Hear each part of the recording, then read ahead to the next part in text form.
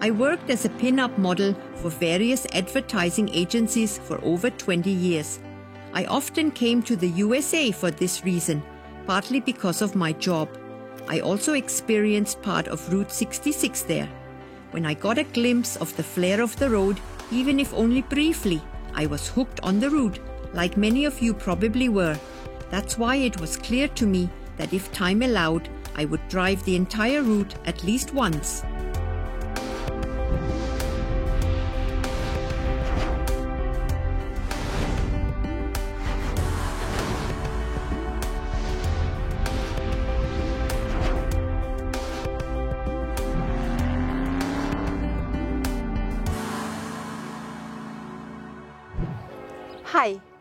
Hi, I'm Babette from Rocky, and this is my companion, the Route Bear.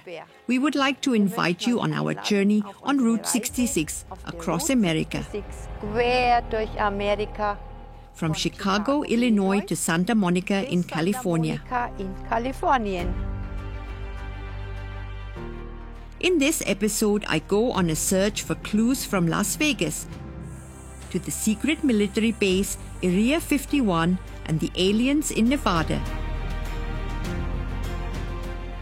Visit the ghostly Last Supper and Amboy, the town that was auctioned on eBay. Last night in Las Vegas was short, but every minute you miss is a shame because there's so much to explore in Vegas during the day as well.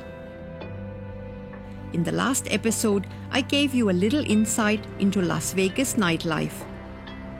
In this episode, we'll also explore the Strip during the day.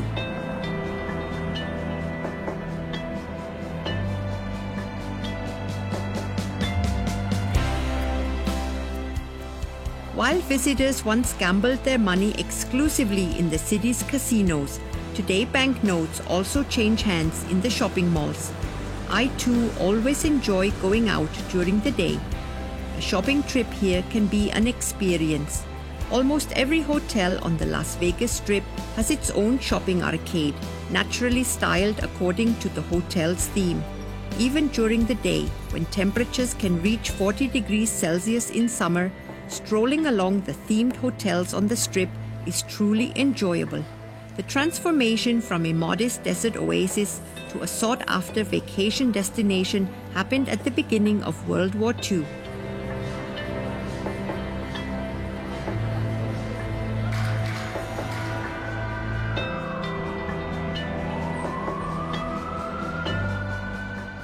For me, as a sweet tooth, the first stop is always M&M World.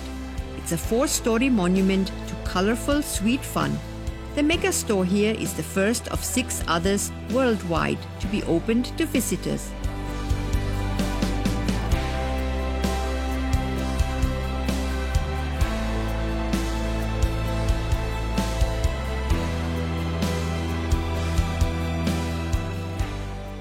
Here I can have my own M&Ms printed in 16 different colors with a personalized picture.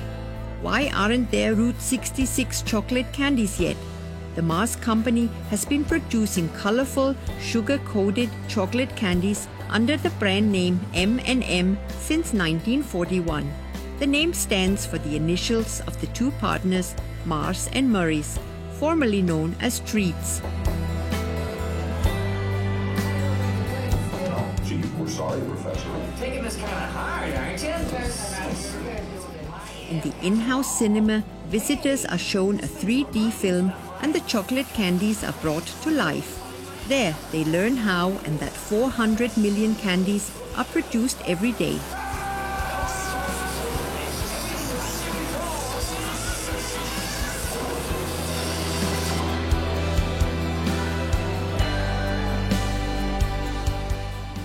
When I saw Kyle Busch's NASCAR race car, my heart raced. I've always thought the race car would be a great promotional vehicle. Of course, there are tons of racing merchandise and M&M souvenirs here.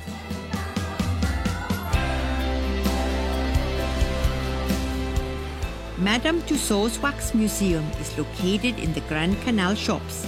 Here I'm greeted by some of the biggest movie stars.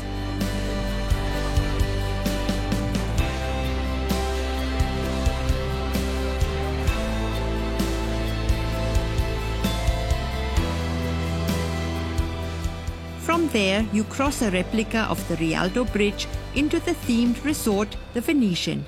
The Sands Hotel once stood on the site but was demolished in 1996. You enter a world of Italian splendor. The resort is designed in the style of Venice and features numerous replicas of the city. The entrance from the Strip is modeled after the Doge's Palace in Venice. The Grand Canal is present in front of the hotel and on the first floor of the mega casino.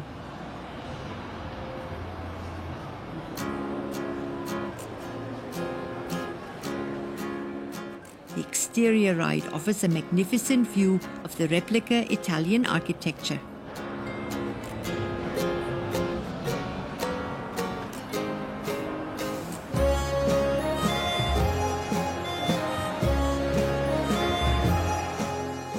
The metal decoration on the front of the gondola is called Faro. It refers to something related to Venice's history. Inside, visitors can also cruise through the hotel in an original Italian gondola, past the shop windows. Twice a day, the gondoliers sing in a choir as they slowly guide their guests through the canal. It's also a popular wedding photo spot. A gondola ride lasts about 12 minutes. Gondoliers all have professional training and a certificate, which is strictly monitored by the town hall. Don't worry, the water inside the canal is only 60 centimeters deep. The canal is on the first floor. One floor below are the slot machines, roulette tables, and gaming tables.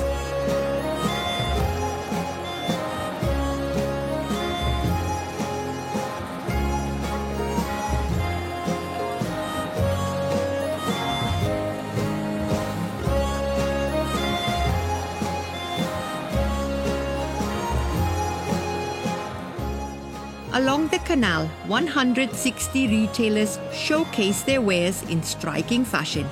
They are positioned around St. Mark's Square, which is covered by an artificial sky.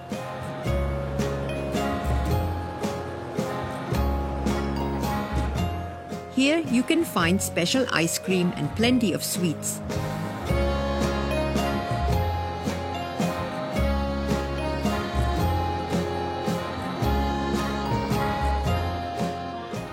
Magnificent replicas of famous buildings can be found here. There are 40 gondolier courses each year, with 400 hours of instruction covering rudder handling. Only one woman is allowed to helm a gondola. The gondoliers' striped clothing comes from the striped poles that stand in front of Venice's palaces. A gondola costs between 50,000 and 100,000 euros to build.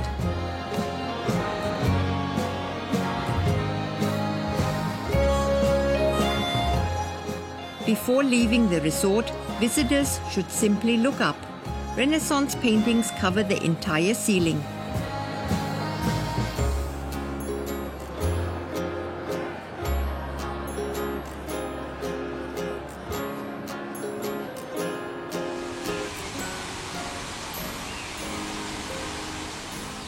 Right on the Strip, the Mirage Hotel has a monument dedicated to the magicians of the century, Siegfried and Roy and the White Tiger Manticore.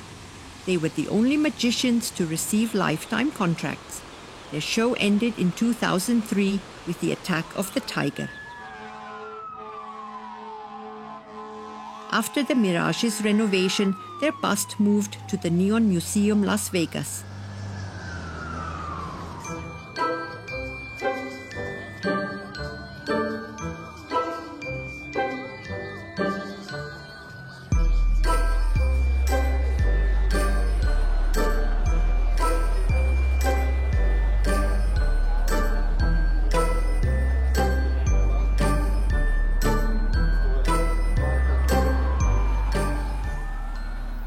There are plenty of shops and attractions along the Strip.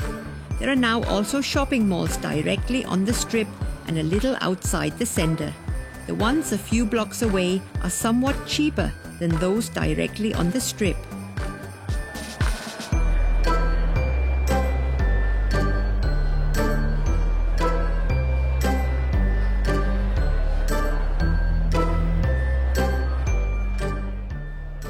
Las Vegas is known for its impressive shopping opportunities, offering a variety of options from luxury boutiques to real bargain stores. There are also numerous souvenir shops throughout the city where visitors can purchase typical Las Vegas gifts like t-shirts, magnets, and other memorabilia. Not to mention, Vegas is a great place for lovers of antiques and vintage items, where unique pieces from different eras can be found. Shopping in Las Vegas is an experience in itself, whether you're looking for luxury items or just want to stroll through the colorful shops.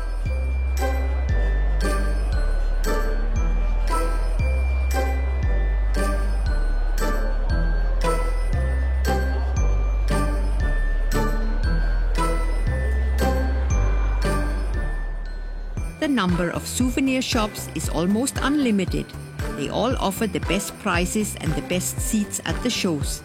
Visitors will never get bored here. Las Vegas was never planned on a drawing board. Every time I visit the city, it has changed.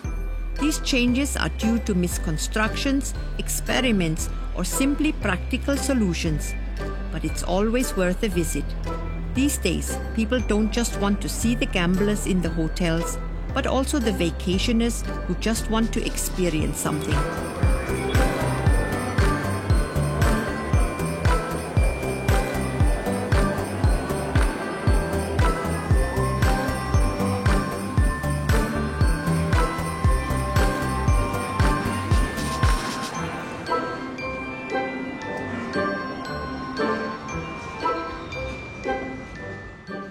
The Paris complex awaits visitors with numerous restaurants, a shopping arcade, and covered streets inspired by France. The Eiffel Tower was built on a 1:2 scale because otherwise it would have been too tall for the nearby airport. Inside the themed hotel, between the shops and the lobby, one might think the Federal Garden Show has arrived. There's no simple decoration.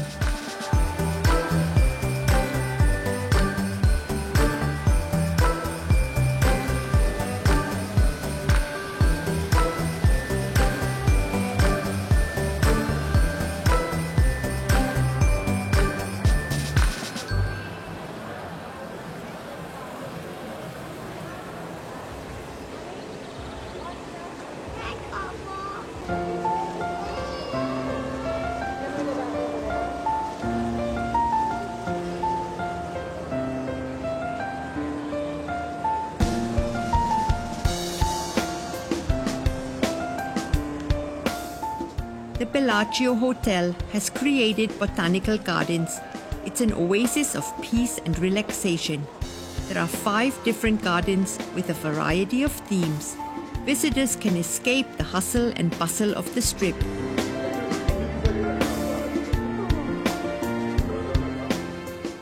Those looking for exactly that will quickly find it. Scantily clad dancers entertain the bar patrons right on the street.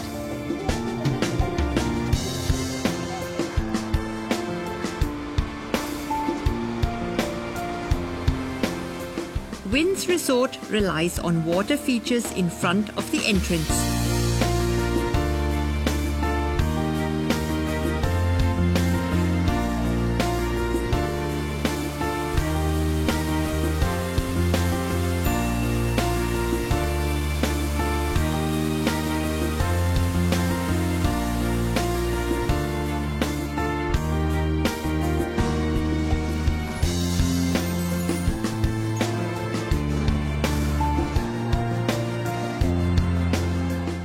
On the way to the lobby, guests pass through the hotel's inner garden. All of these gardens are free to visit. The atrium is adorned with a variety of flowers. There are also trees inside.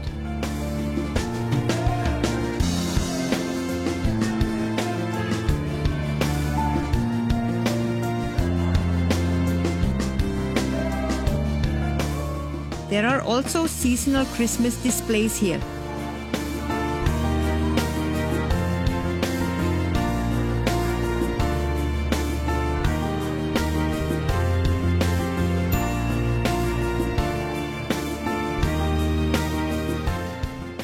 The entire inner garden is a masterpiece of landscape architecture And for me, this is a beautiful hidden paradise, right on the Las Vegas Strip.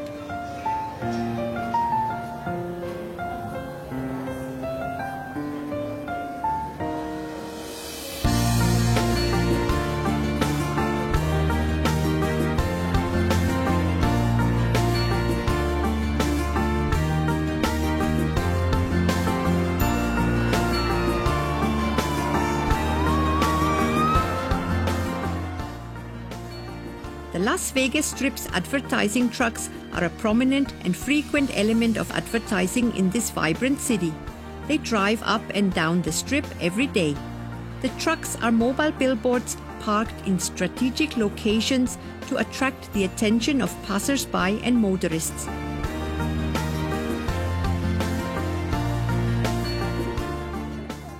The 36-story Treasure Island is located right on the Strip and is privately owned by a billionaire. It opened in 1993 but has been renovated and redesigned numerous times. In addition to a large pool area, wedding chapel and meeting rooms, its unique feature is the entrance, which is designed like a pirate's cove. It is supposed to represent a treasure island. Starting in 1999, this cove became a dangerous, romantic seafaring adventure several times a night. The 12-minute free water show, called the Battle of Buccaneer Bay, was unfortunately discontinued in 2013 after 16,000 shows.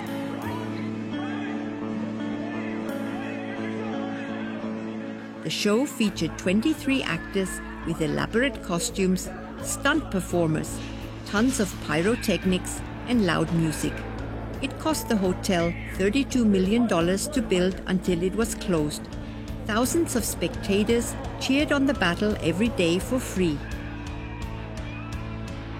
Today, visitors can still marvel at the original props and the two ships at the entrance. The two life-size ships moved during the show.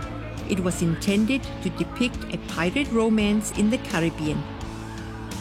A British ship was heading toward the bay where pirates were about to land their captured treasures. When the show was first shown, it was the largest moving set in the world. At the end of the battle, the British ship even sings and sinks with its captain. It didn't take long for the underground hydraulic system to pump all the water out of the ship, and it rose back to its original position for the next pirate battle.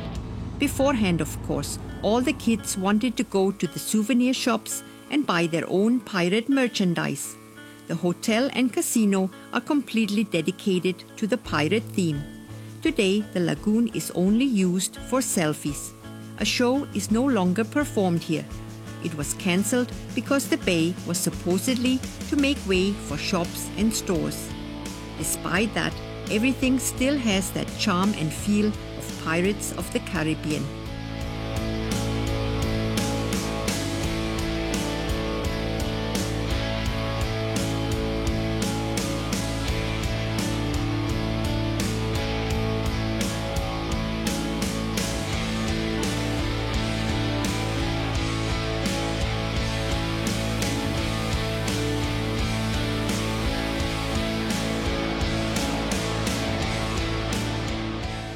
The Adventure Dome at the Circus Hotel is sure to delight children, as everything is set up like a fairground. A giant amusement park is hidden beneath the glass dome. For those traveling with RVs, there's a parking area behind the circus tent.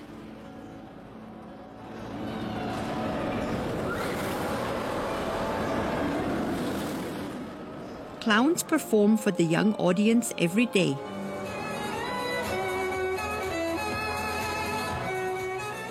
Street performers, mega hotels, and countless attractions line the Strip.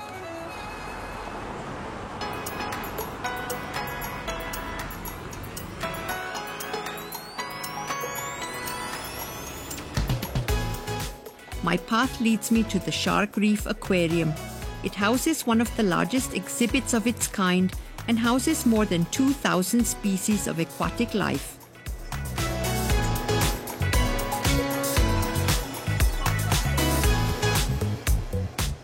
Sharks are also housed there, as well as a special species of endangered green sea turtle. The aquarium is located in the Mandalay Bay Resort.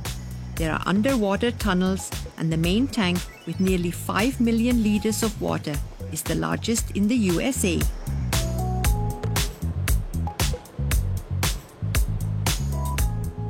The parking garage of the hotel, the Quarter, formerly known as the Imperial Palace, makes car lovers' hearts beat faster. Mine too, of course. On the 5th floor of the parking garage is one of the largest private car collections in the world. Over 300 vintage and classic cars. I have to admit, they're parked here a bit carelessly. Many of the cars are historically significant. Some cars from Elvis Presley's fleet and even Hitler's Mercedes were once parked here. The private and state cars of former presidents are also on display here. Visitors will find exquisite car rarities here.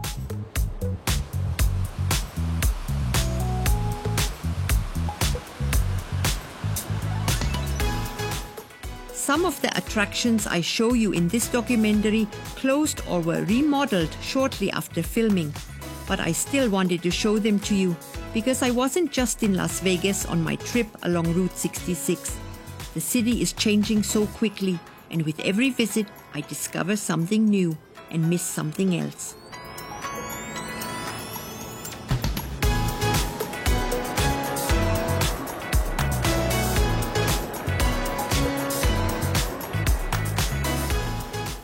A shopping destination worthy of a Roman god are the Forum shops in Caesar's Palace.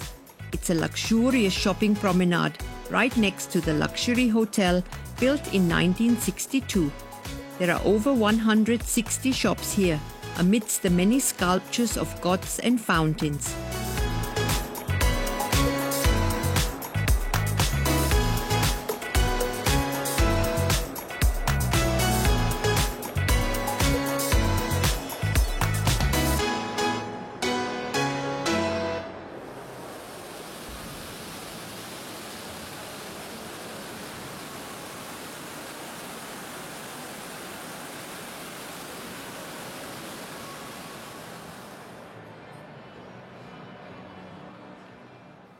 The roof is covered with a painted sky that changes from day to night via light simulation.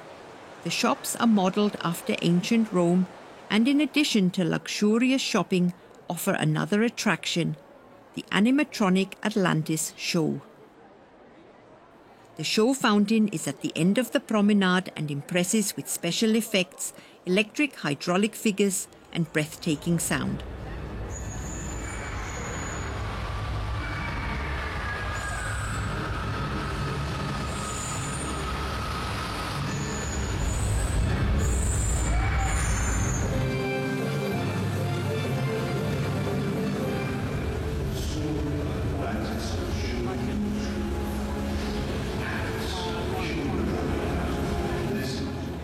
The royal family of Atlantis fights against the destruction of Atlantis with water, fire, and light.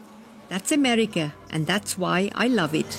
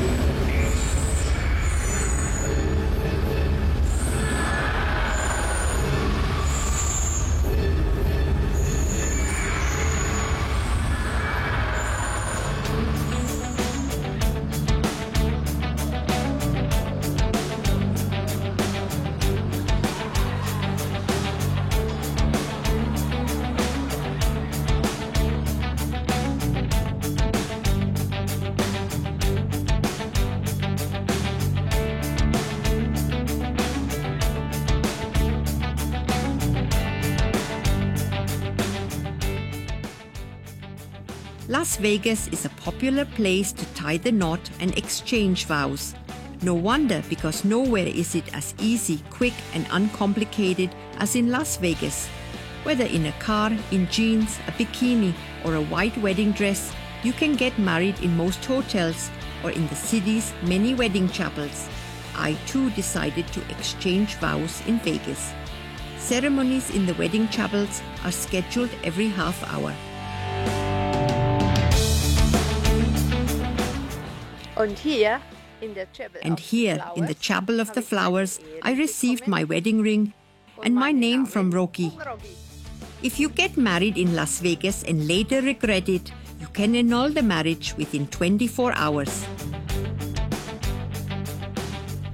The Hilton Hotel, formerly known as the International, hosted the King, Elvis Presley, at 837 sold-out concerts between 1969 and 1976. Elvis Presley initially drove home with his band members after his concerts along parts of Route 66.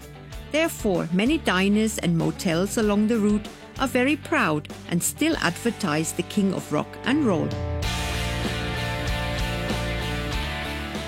After his worldwide breakthrough as a musician, he was drafted into the U.S. Army. On October 1, 1958, Elvis arrived in Germany via Bremerhaven on the USS Randall to complete his military service. He was assigned to the 3rd Armored Division as a private. He didn't want to be singled out or treated as such.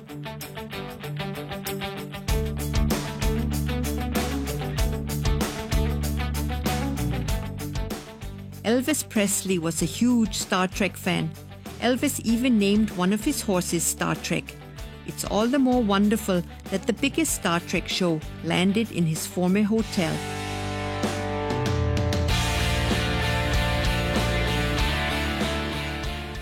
The Hilton Hotel hosted a special exhibition, the Star Trek Experience, launched in 1998.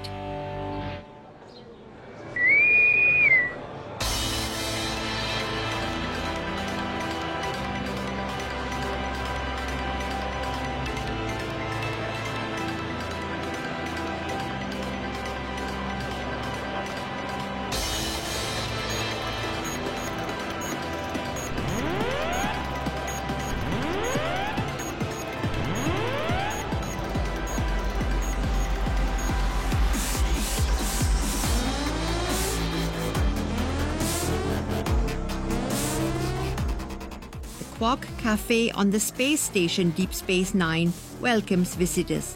Part museum and part motion simulation, the attraction is based on the Borg invasion of Starfleet. The exhibition features original costumes, props, and numerous memorabilia.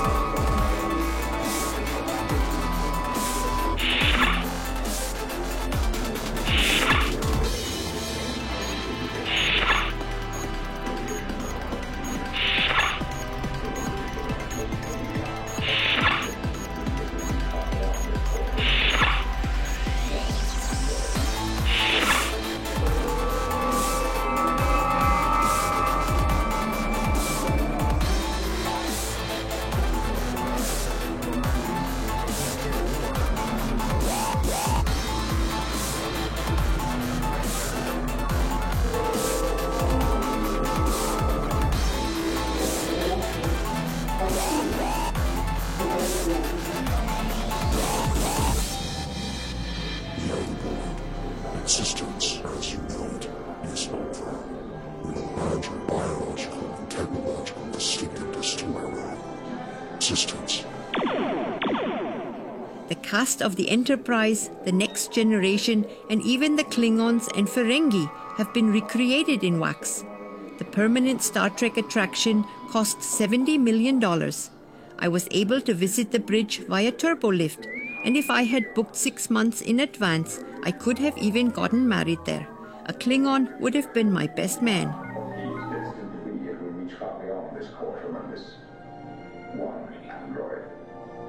Answers to a lot of my questions may be somewhere on the other side of that wormhole. The farthest reaches of the galaxy. One of the most remote outposts available. This is where the adventure is. Numerous making-of photos from the filming took the visitors and me into the world of Hollywood. Judged. Oh, but he is. And we have. Why, how can you take your life and give it back to you again? The snap of a finger. The tour of the USS Enterprise ran through the entire film set of the series.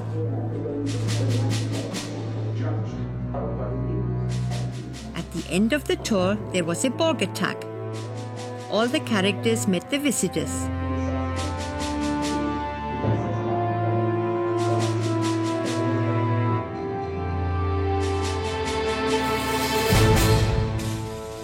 The limited Borg Queen could be purchased for $12,000.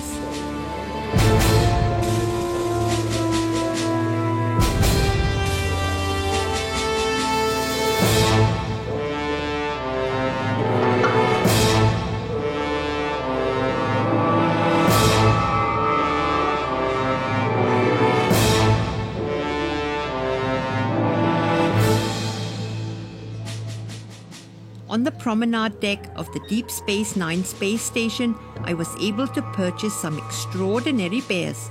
Due to low visitor numbers, this attraction closed in 2008. Many of the original sets and props were then auctioned off at a warehouse sale. The rest was allegedly destroyed. That's Las Vegas after all. Das ist Mr. Spock. Mr. Spock mit seinen Segelohren. Spock.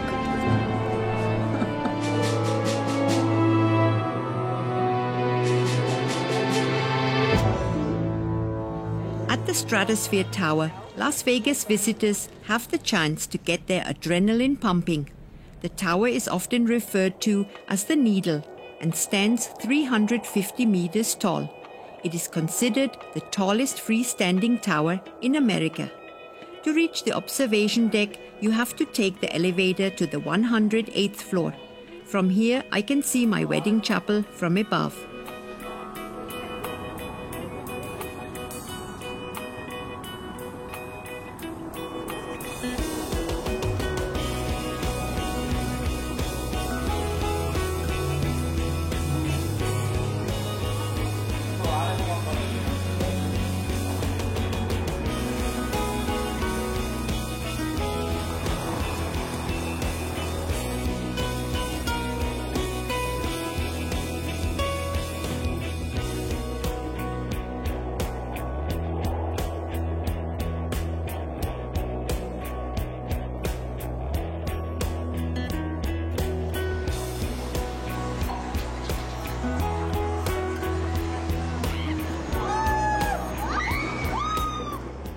There was a high roller coaster at 280 meters, making it the tallest roller coaster in the world. A swing carousel, Big Shot, or the X-Scream offer the necessary adrenaline rush at dizzying heights. The view over Las Vegas from here is simply breathtaking.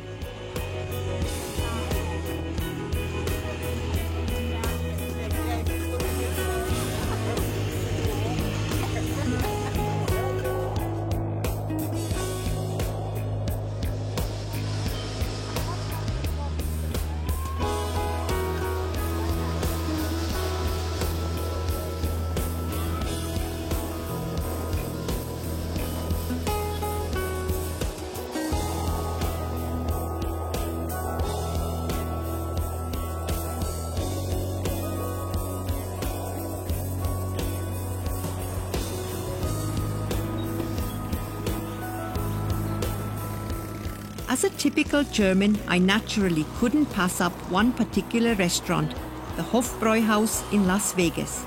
After all the burgers I've had on my trip, I was looking forward to a nice schnitzel with potato salad.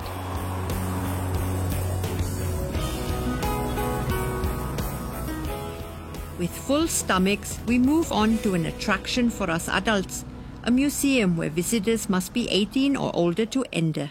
The Erotic Heritage Museum in Las Vegas is somewhat of an insider tip. It has been a museum dedicated to erotic tradition since 2008.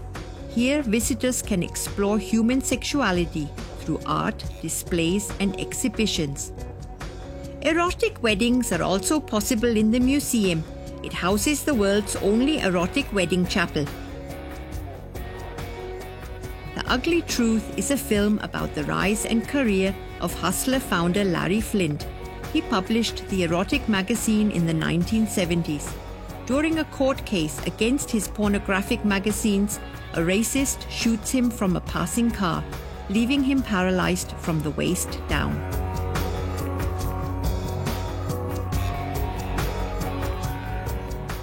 The museum also illustrates eroticism in space and the Star Wars films for adults. The ever-popular saying, "What happens in Las Vegas stays in Vegas," takes on a whole new meaning here.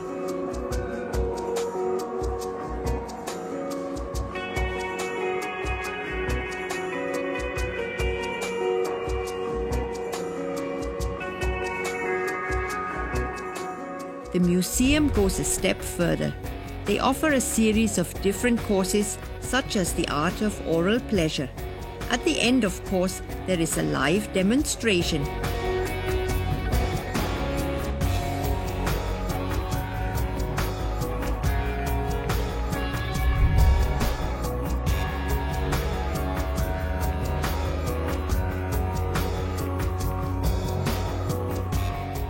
The world's first peep show. In a mobile cart with small holes in the wall all around, admirers could see the woman who was only frivolously dressed inside for small change. Today's peep show. Playboy and her bunnies are of course a must, from erotic models to pin-up girls. Unfortunately, only American pin-up girls are covered here, otherwise I might have gotten a little corner in the room too.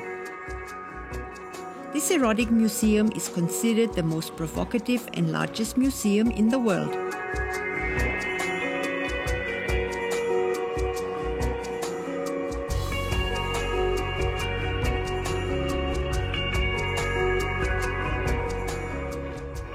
The museum is, of course, in the right city because sex has never been treated timidly in Las Vegas. The alternative lifestyle of BDMS is also vividly explored here. BDSM stands for bondage, discipline, sado, and masochism. Spread over 2 floors, the exhibits range from historical artifacts to contemporary articles on celebrity sex scandals and hypocrisy in politics and religion.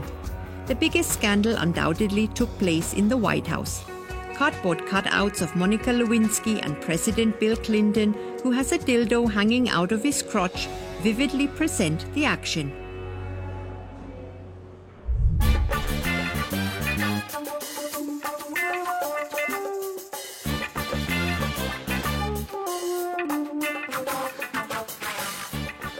The Las Vegas area was discovered in 1829 by Spanish explorers on their way to Los Angeles. In 1855, Mormons established the first settlement on the site of a well, hence the name Las Vegas, meaning green pastures or meadows.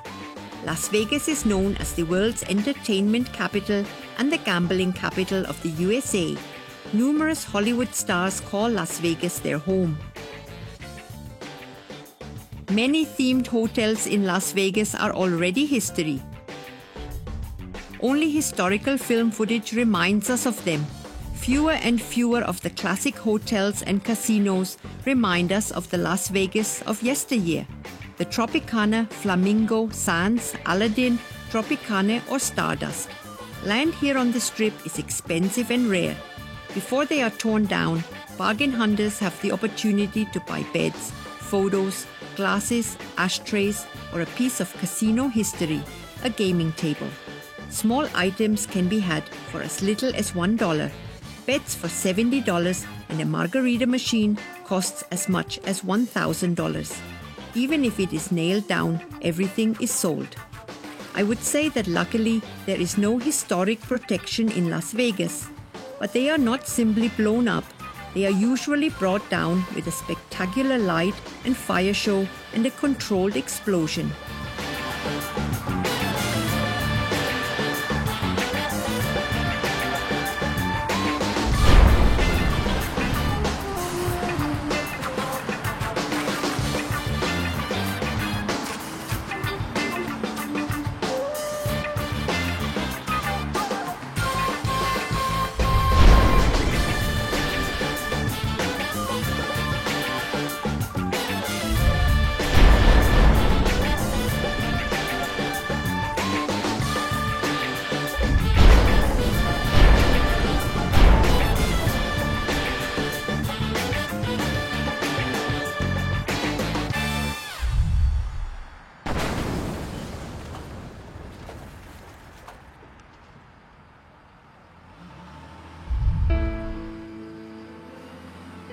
The large neon signs of the demolished hotels find another way.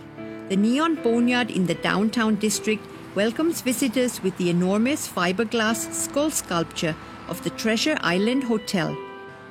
It adorned the entrance to the hotel and casino until 2009.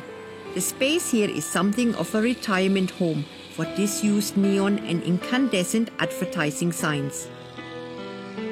A privacy fence has saved over 250 signs and billboards from being scrapped.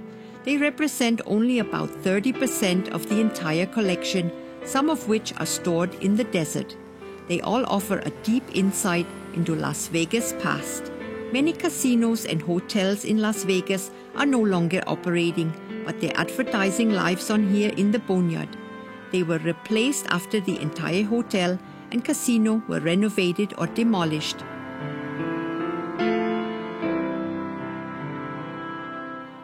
The Stardust, the Riviera, the Desert Inn and the Sands are all located here. The Stardust sign dates back to the 1960s and was one of the largest and most elaborate neon signs of its time. The collected former neon signs are not only an art display but also a testament to the craftsmanship that went into creating them. The idea of establishing the museum originated in the 1980s but failed due to financial constraints. It wasn't until 2012 that the city provided the space here, allowing the museum to open its doors to the public. Neon signs date back to the 1920s. The first neon sign for a Parisian barbershop was installed in 1912. The first neon sign in Las Vegas, "Welcome to Fabulous Las Vegas," was installed in 1959. Neon signs are advertising signs illuminated with either gas neon or other gas discharge tubes. From the 1930s to the 1960s, they were an integral part of the city's image. The transition from incandescent bulbs and neon to LED lighting was a gradual process that took place over several years.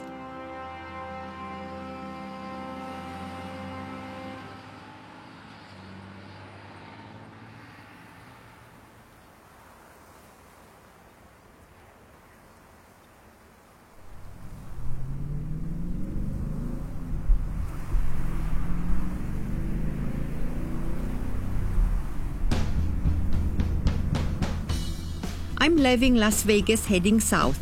I'm looking for very specific stones, the 7 Magic Mountains. They're located on a road that runs parallel to Interstate 15, 16 kilometers from the Las Vegas Strip. A spacious parking lot awaits visitors.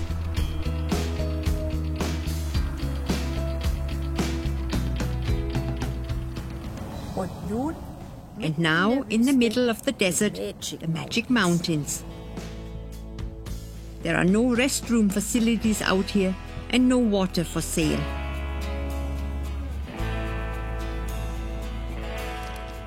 The boulders were cut, a hole drilled through them, and then stacked by crane before being painted. They shine in the sun and simply stand there in the desert. An information panel is located along the path from the parking lot to the artwork. It is a large-scale, site-specific public artwork. It is intended to be a creative expression of human presence in the Mojave Desert with a poetic explosion of form and color.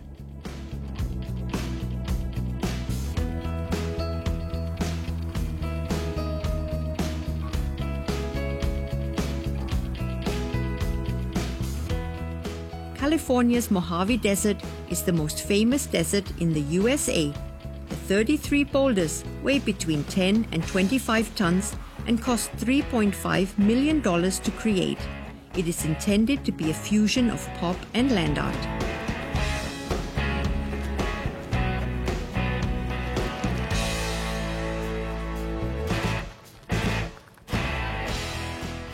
The artwork was opened to visitors in 2016. The 7 stone towers are made of locally sourced limestone blocks.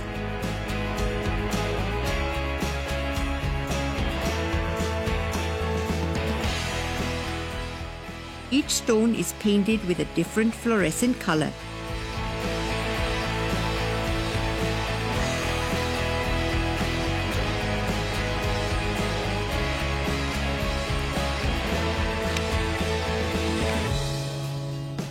The stone towers are called totem stones. They are between 9 and 10 meters high.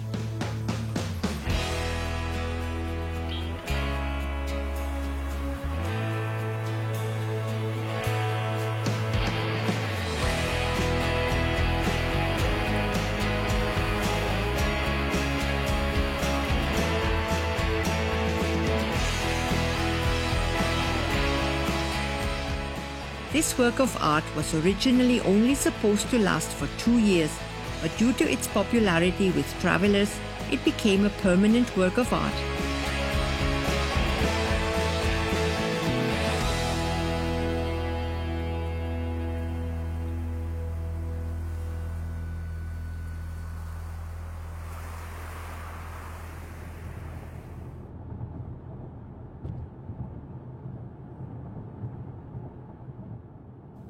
From the artwork, we continue south to a former film village.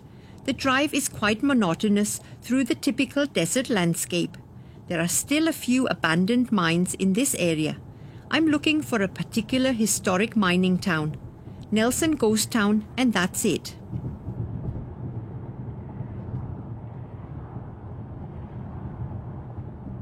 The small town was the scene of Nevada's first major gold rush. Gold, silver, copper and lead were mined here. The mines themselves remained in operation until 1942. Nelson is still inhabited by a few families today.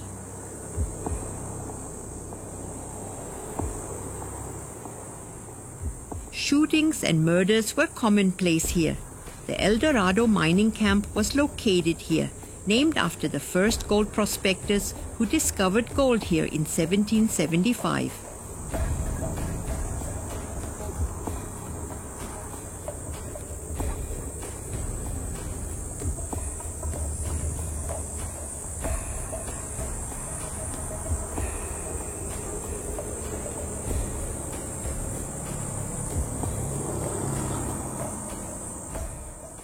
A water tower and a former Texaco gas station serve as a film set.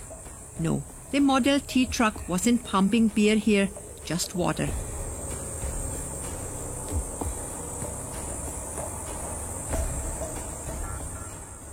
The largest mine can still be visited today with a tour guide. However, visitors must first register before entering this former village and its beauties. It's not that they're looking for money, it's because this is the realm of snakes, and they want to know if everyone has returned from their tour. During the Civil War, deserters sought refuge here, hoping to be safe from prosecution in this remote location.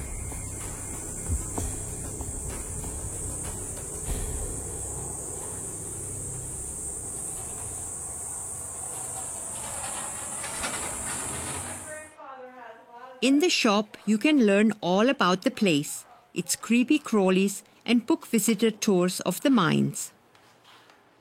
The contrast to the colorful gaming city could hardly be greater when I look around. Not only outside, but also here in the shop, I see many relics from a bygone era. It's fun to immerse yourself in it and explore the original objects. In its heyday, it was certainly a popular place for both humans and animals. Taxidermy is the name given to this form of preserving animal bodies for study, teaching, or decorative purposes.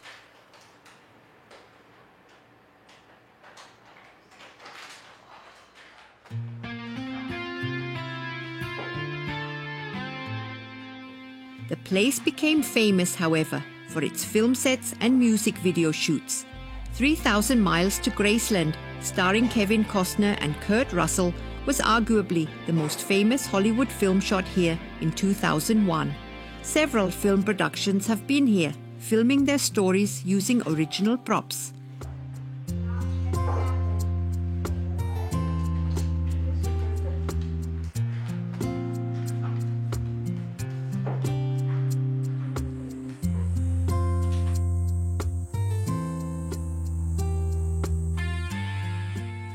I now set out on my own tour and immediately realize why it's so popular in Hollywood. The few houses are a Western-style landscape worthy of a movie.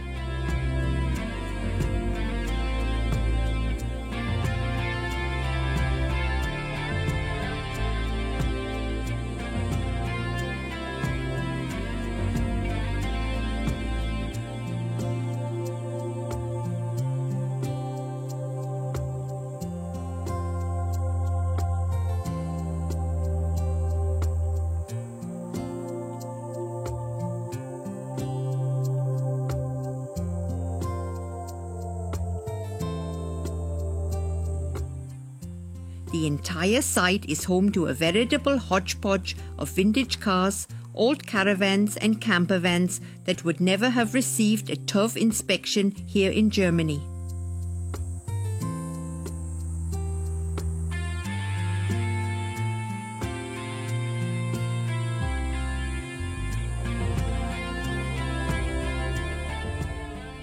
The plane wreck from the movie 3,000 Miles to Graceland. It crashed during filming in 2001. Visitors can spend hours exploring.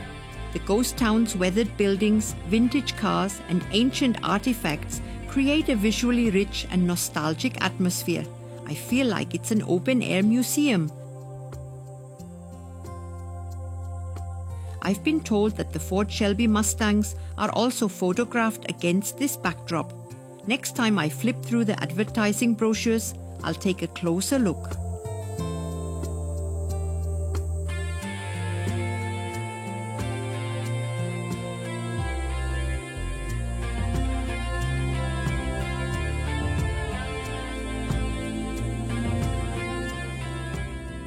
The combination of dilapidated buildings, old mining equipment, and the impressive desert landscape makes Nelson an attractive location for filmmakers looking for an authentic setting.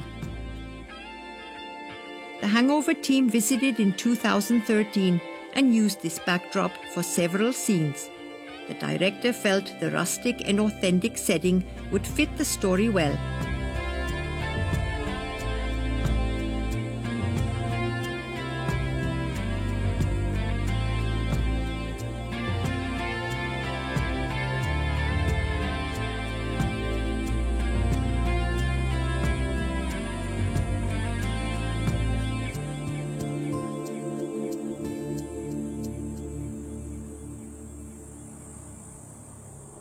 The owner warned me about the cacti. They are supposed to be very sharp and affectionate. As I leave the ghost town, it appears to me as a kind of mirage in the desert. The solar field here supplies 70% of the Player City's energy consumption.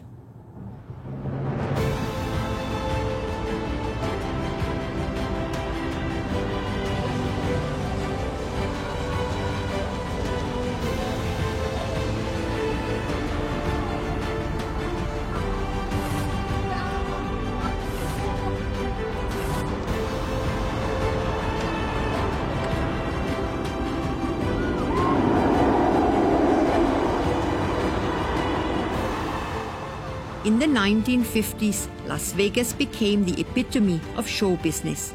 Famous stars like Frank Sinatra and Judy Garland performed here. Behind the glittering facades, however, gangsters pulled the strings.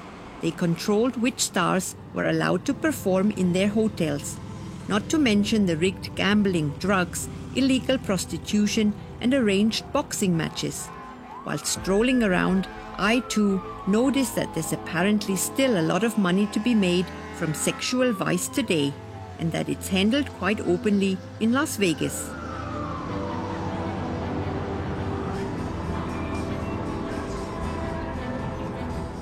The 1960 film Ocean's 11 marked their breakthrough as a film set. The film starred Frank Sinatra, Dean Martin, Sammy Davis Jr., Peter Lawford, and Joey Bishop. They went down in history as the Rat Pack.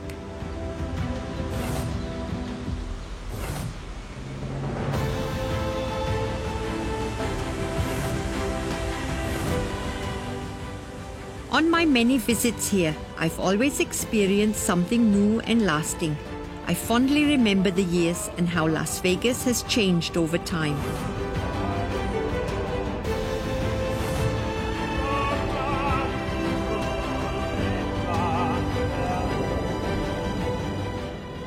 My Mustang hasn't had any engine tuning done yet, but I've heard Las Vegas is the #1 place for that.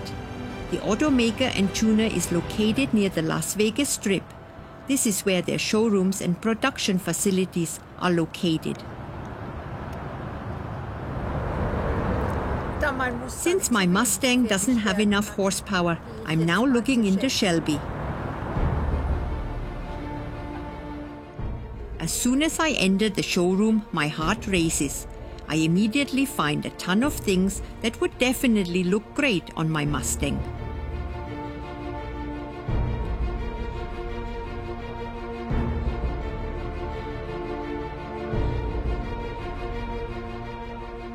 The Shelby Mustang from the 1960s was a tuned sports car. At the time, it was part of the Ford Mustang series that was specially modified by Shelby's company and sold as a standard model. The GT500 Mustang has a 7-ladder displacement and 406 horsepower from a V8 engine.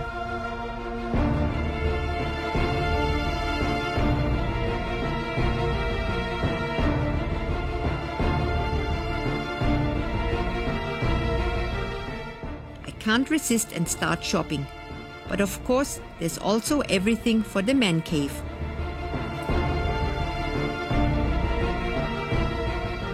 A genuine Shelby Mustang can be recognized by its unique grille featuring the legendary Cobra emblem and the distinctive Le Mans stripes. Shelby vehicles are considered the most sought after and rarest collector cars in the world. The museum features cars from all periods of Shelby production. Carroll Shelby was born in Texas. His interest in cars began at an early age. By 15, he was already maintaining and driving his father's two-door Ford sedan. He was a pilot in the Air Corps during World War II.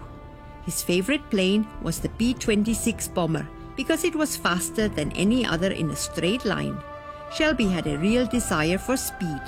He became a racing driver and achieved his first race win in 1952. Due to a heart condition, he had to end his racing career.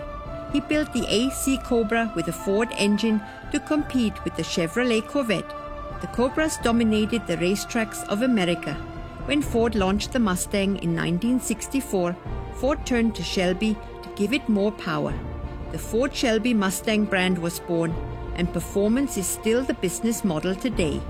The racer made an immortal name for himself with just 2 cars, the AC Cobra and the Ford Shelby Mustang. In 1961, Carroll Shelby plugged a Ford V8 engine into a British sports car, the AC Cobra.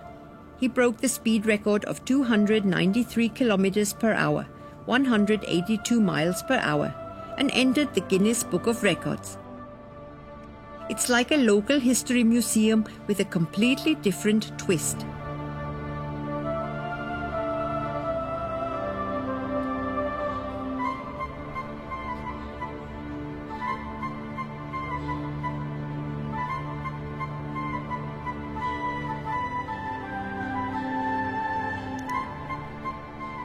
Here's the Shelby GT500 Dragon Snake concept. It produces 1,300 horsepower and features special equipment under its body.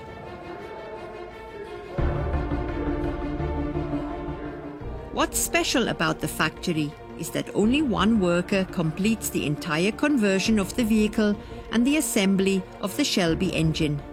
A special plaque bearing the vehicle number and the worker's name is affixed to the vehicle.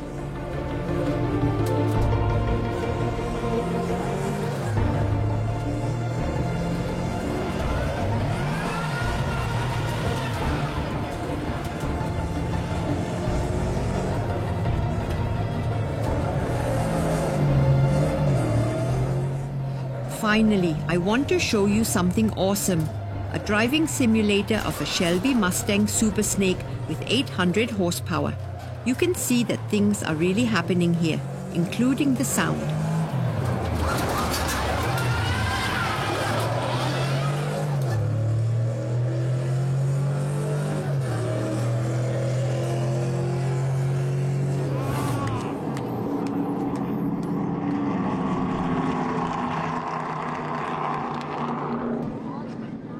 The Las Vegas Motor Speedway is a racetrack in the north of the city. The circuit is a temporary road course. In addition to the NASCAR series, the Indy Racing League also competed here until 2000. The track has been in existence since 1972, when it began as a truck series.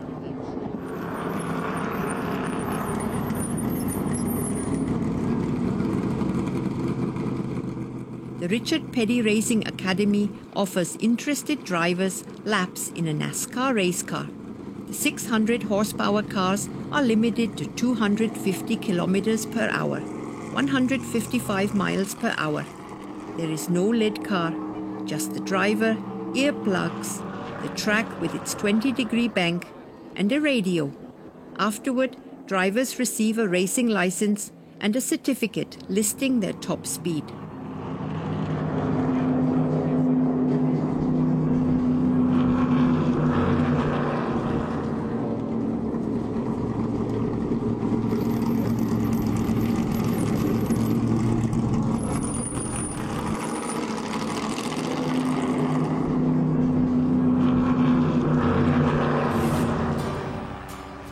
NASCAR racing isn't that common in my life, even though I have petrol in my veins, but I was once lucky enough to get tickets to the legendary Daytona 500 race. The fan spectacle takes place in the parking lot in front of the grandstands. There's a barbecue and all sorts of entertainment for the fans.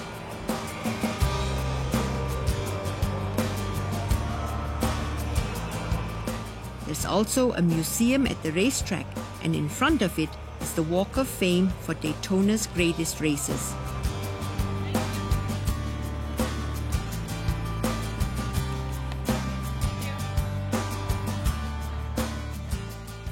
The statue is dedicated to race car driver Dale Earnhardt.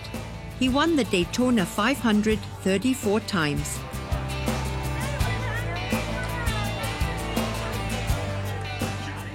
My path to my grandstand seat leads through a sort of fairground for motor fans.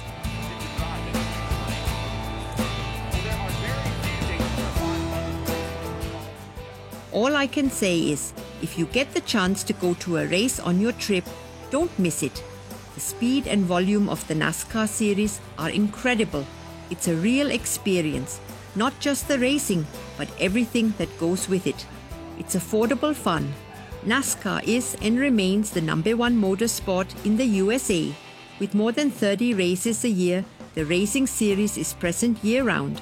Before and after the race, spectators can walk on the asphalt themselves as part of grid walks. As is typical in America, show programs are held in the infield and pit lane.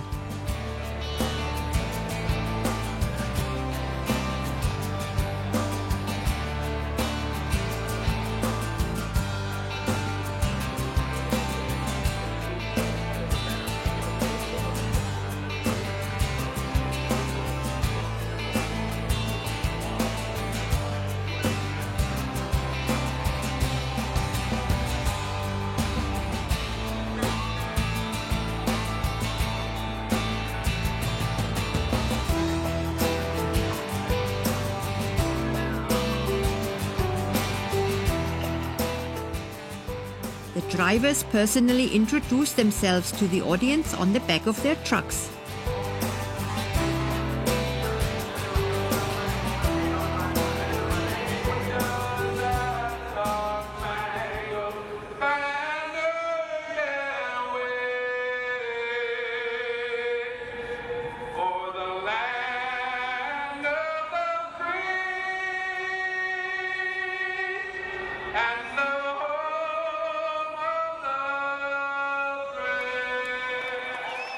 It's amazing, 100,000 people sing the national anthem together. The Daytona 500 covers a distance of 805 kilometers.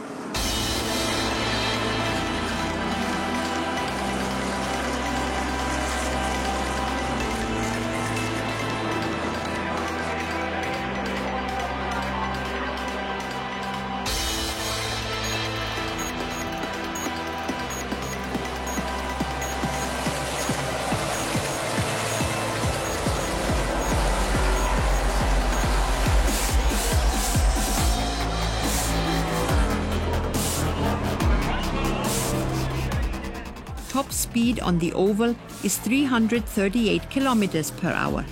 The race has been held here since 1959. Lee Petty won the first Daytona 500. His son is Richard Petty.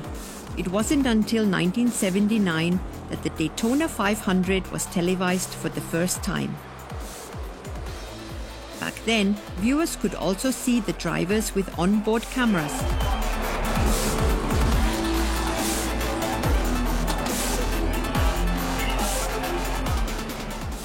NASCAR cars complete between 40 and 44 laps on a single tank of fuel. The standard gasoline is supplied by the fuel manufacturer Sunoco. The race cars have up to 850 horsepower.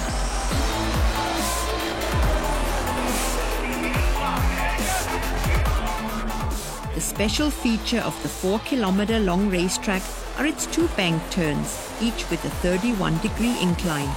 There's a 7-meter drop in elevation between the inside and outside lanes. Nowhere are fans closer than here in this mecca of speedways. The winner with starting number 48 is Jimmie Johnson, who won the Daytona 500 for the second time. The entire spectacle lasted over 4 hours, and every minute was worth being there and experiencing it live.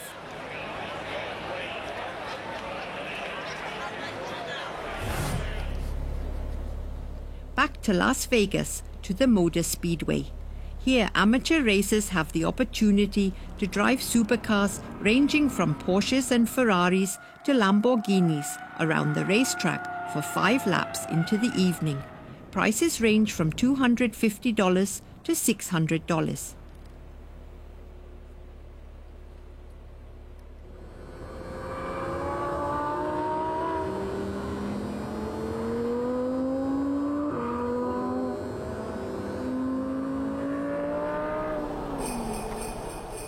Drive-through. Glittering Lights is the name of the Christmas show that is offered at the Speedway every year starting in November.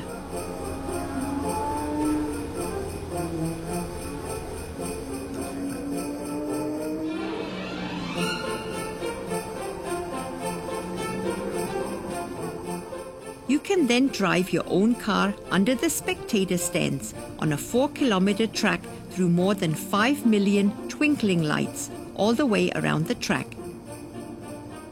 Festive Christmas music blares from the speakers and loudspeakers.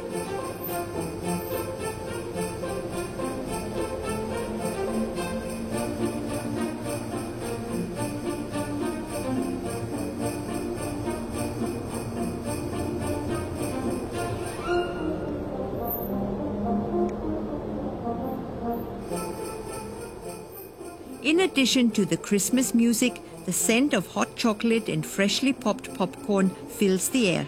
No matter how many people are in the car, there's a $25 charge per car.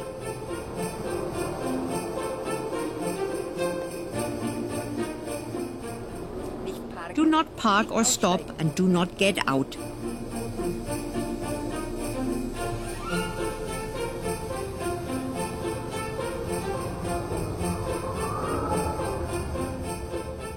A family-friendly attraction, the drive-through offers something magical for all ages, from spectacular themed shows like the Santa Tram, the Neon Forest, and the Tunnel of Love, to exclusive Christmas experiences like Santa's Reindeer Garage. Visitors will see 600 animated and sparkling displays as they ride. The attraction has been here at the Speedway for over 24 years.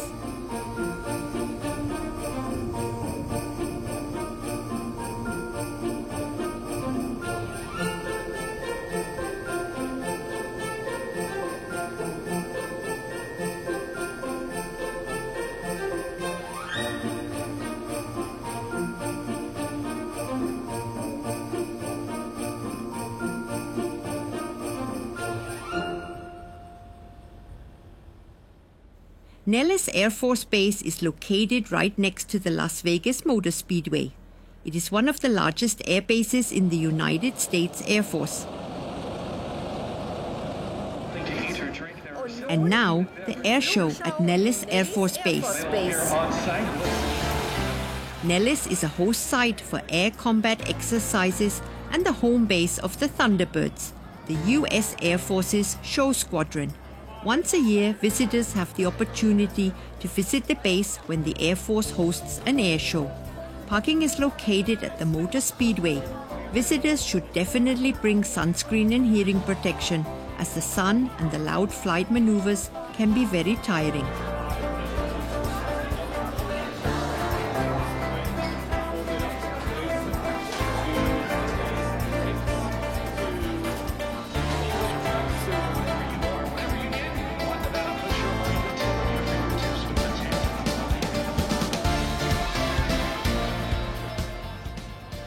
The Air Force Base was founded in 1941 and named in 1950 after Lieutenant Nellis, who was shot down over Luxembourg during World War II. The first pilots to be trained here were the F-51 Mustang. The base is known as the home of fighter pilots. Due to the year-round good flying weather and the favorable location in the desert, it is an ideal place for fighter pilot training. The area has 2 runways and ramps for up to 300 aircraft.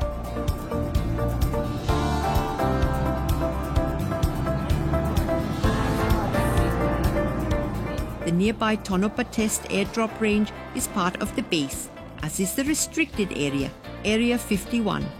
On this day, everything that could fly was on display. Honestly, I'm a little surprised at how open and liberal they are with the weapon systems here.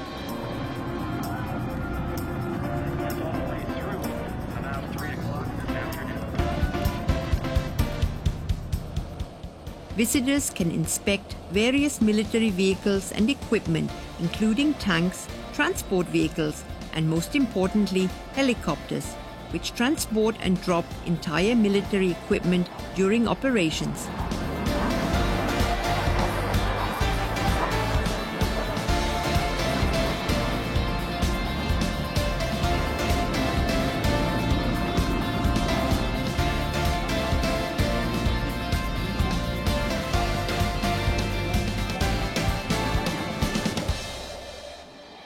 There are information booths where interested parties can learn about the U.S. Air Force recruitment opportunities and military technologies. The huge wings of the transport aircraft and bombers offered protection from the sun that day and were in high demand.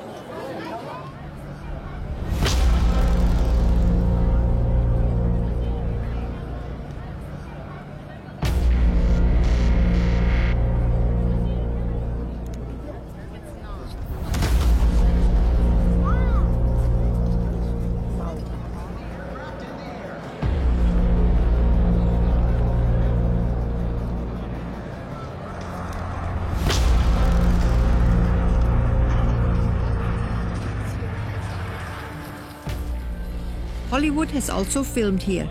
Parts of the films Transformers, Terminator, and Stargate were filmed here. The Gunnery School was the first in the country to teach pilots how to fire from fast aircraft for combat missions. The air show honors the history of aviation and the role of the U.S. Air Force. We will see a full demonstration by the team as they make their parachute.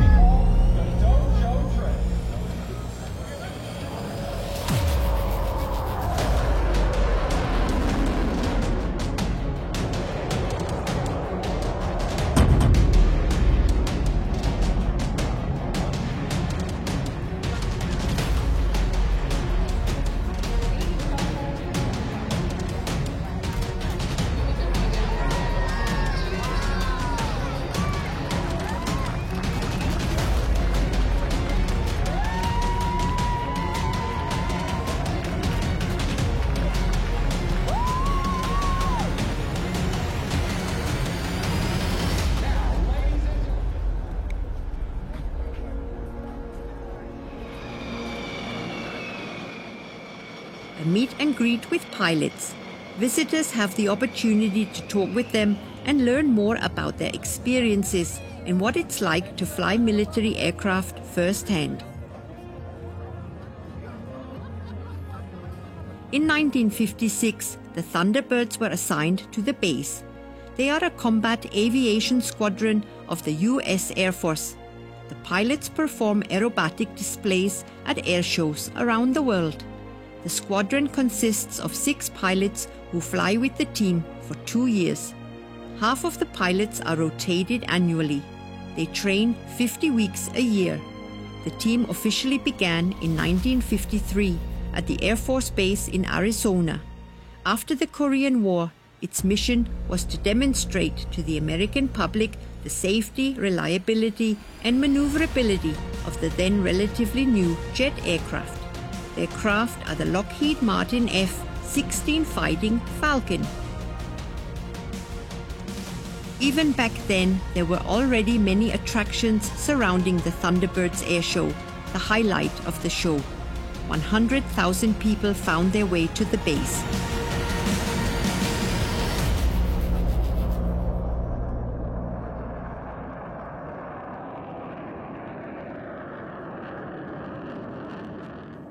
During the Thunderbirds formation flight demonstrations, they sometimes fly as close as 50 centimeters apart.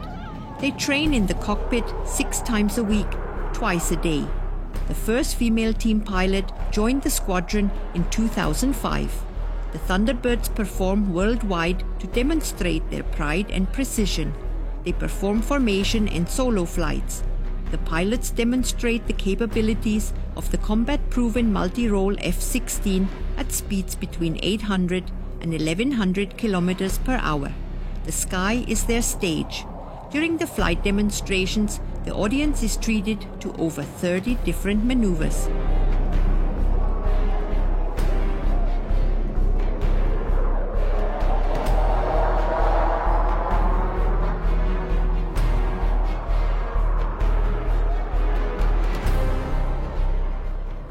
Their F-16s aren't much different from combat aircraft. The 20mm cannon and ammunition pod have been removed and a smoke system has been installed. Within 72 hours, the F-16s can be converted back into fully fledged combat aircraft and returned to a combat squadron. The pilots are also trained and ready for combat missions at any time.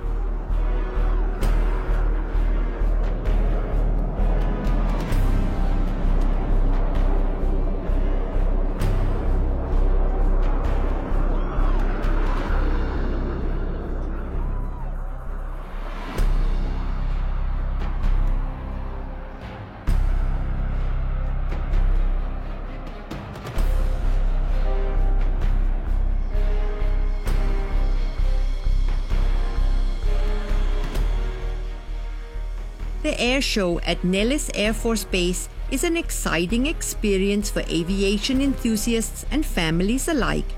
It offers a unique insight into the capabilities of the US Air Force and promotes understanding of military operations and technology. It's clear that I, too, always had a concern about what would happen if something went wrong, as they also fly over the spectators.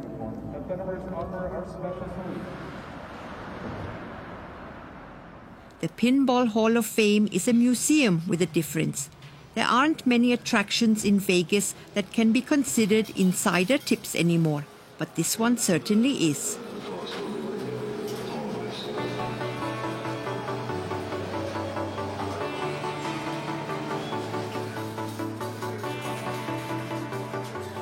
The idea was finally conceived in 2006, more like a choke point. The idea was simply to assemble the largest pinball collection in the country and make it accessible to the public. Today, it's the largest in the world. Over 700 pinball machines from the years 1950 to 1990 are on display here. That was the heyday of pinball machines. That's why all the classics of pinball history are playable here. They're all lined up close together, and there's definitely something for everyone. As a visitor, you can hear the clinking of quarters, beeps, and digital sounds from the machines. It's a real noisy place.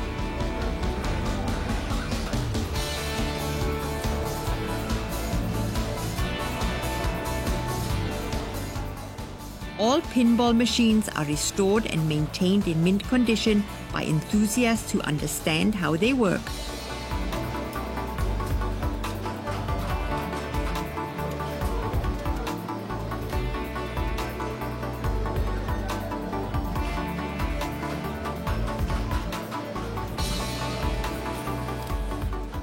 The change machines were rescued from the Golden Nugget Casino's dump before the garbage trucks arrived. They're set to 25 cents, which is how much each game costs here.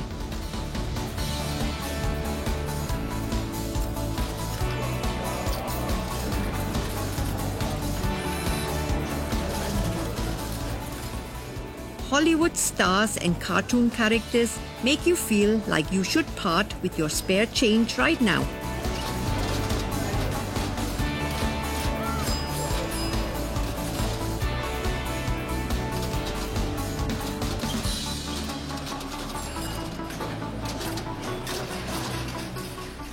The best thing about the Pinball Hall of Fame is that it's a non-profit organization.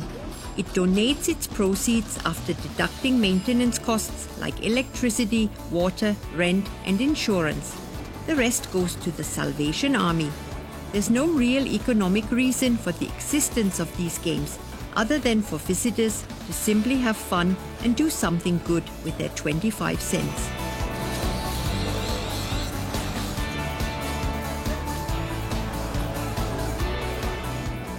The Terminator takes me to a completely different world, the aliens and Area 51.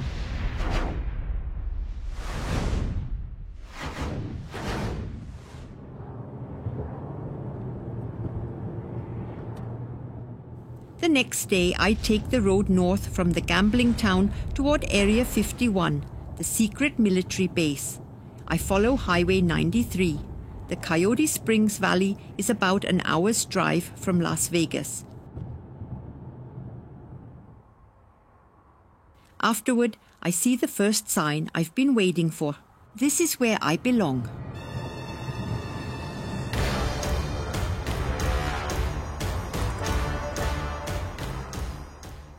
At Alamo, the last gas station for a long time, I fill up again and continue on to Crystal Springs.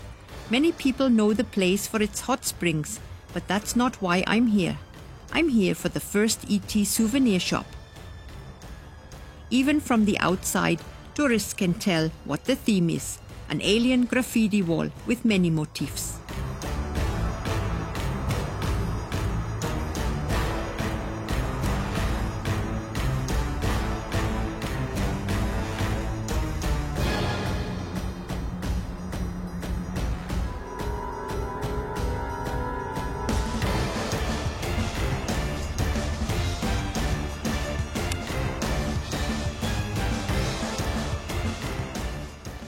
Inside, where tourists are given a friendly welcome, the shop mainly sells souvenirs and above all, dried meat called alien jerky.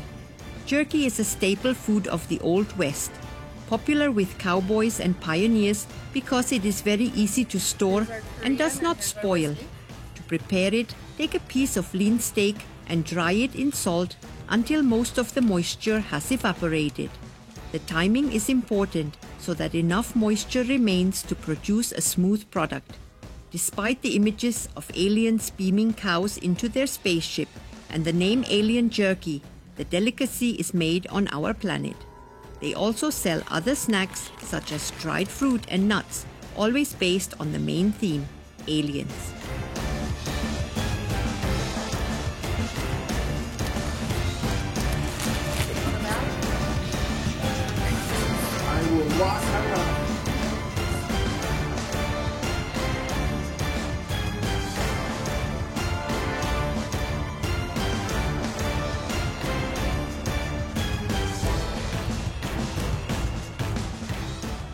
The Extraterrestrial Highway, or ET Highway for short, is officially known as Nevada State Route 375.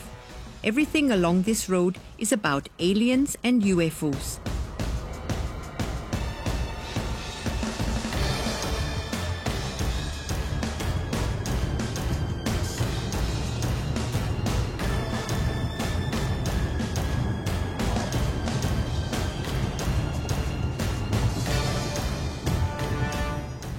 The sign, which appears several times along the route, is a popular photo opportunity and a canvas for stickers from home. The highway leads from nowhere to nowhere, a distance of 160 kilometers, with a small place in between, a town called Rachel. The road also passes the area of Area 51, which is also the reason why I take it.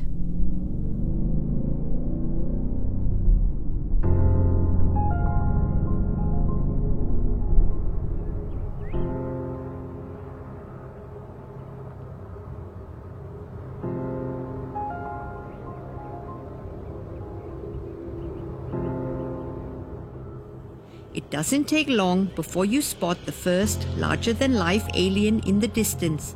It's standing directly in front of a corrugated iron hangar, the Alien Research Center, at the end of Crystal Springs.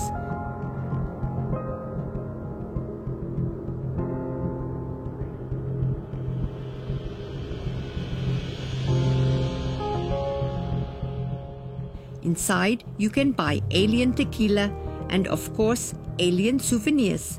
Visitors can also purchase replicas of real aliens here, but I see that more as a marketing gimmick.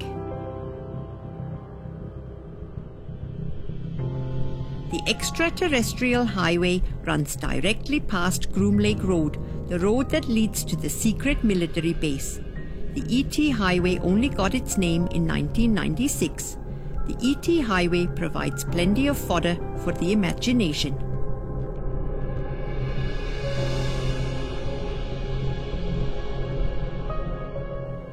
Las Vegas is located in the southern part of Nevada. The white field is Area 51, and to the east is the ET Highway and the town of Rachel.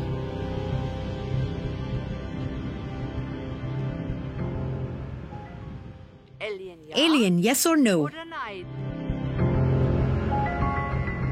I'm now 2 hours away from Las Vegas. I'm driving around a huge restricted area. The stop that all UFO enthusiasts make is the town of Rachel. It used to be known as Sand Springs. Back then, it wasn't even connected to the electricity grid. The name Rachel comes from Rachel Jones, the first child born here. She died 2 years later of lung cancer. That's why the residents celebrate Rachel Day every second Saturday in May. The town was only founded in 1973. It became famous when 2 Air Force F-16 jets collided in mid-air during maneuvers near Rachel. One of the planes crashed directly into Rachel.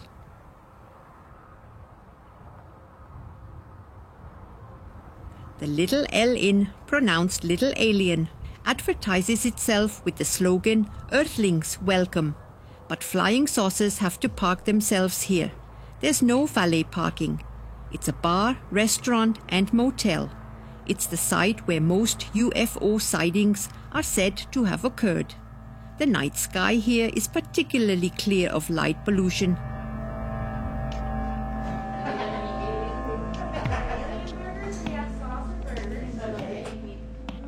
Rachel lies here in the middle of nowhere. It's a place of pilgrimage for UFO believers.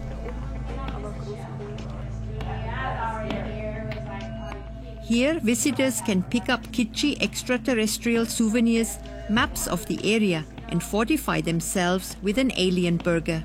The restaurant is the only business between the Alamo and Tonopah. As a result, a wide variety of guests come here, including employees from Area 51. I chat with the owner, Pat Travis, and she kindly gives me information about the place and the route to the entrance to Area 51. Pat says the most common question everyone asks is, how do I get to Area 51? Rachel is the closest town to the secret Air Force base. The Little Alien has been in the family for over 25 years. The name comes from a contest that Bruce Hooker won with Ale Inn. The owners wanted an exciting name for the restaurant. It was previously called Rachel's Bar and Grill. From that point on, the place and the business simply became iconic.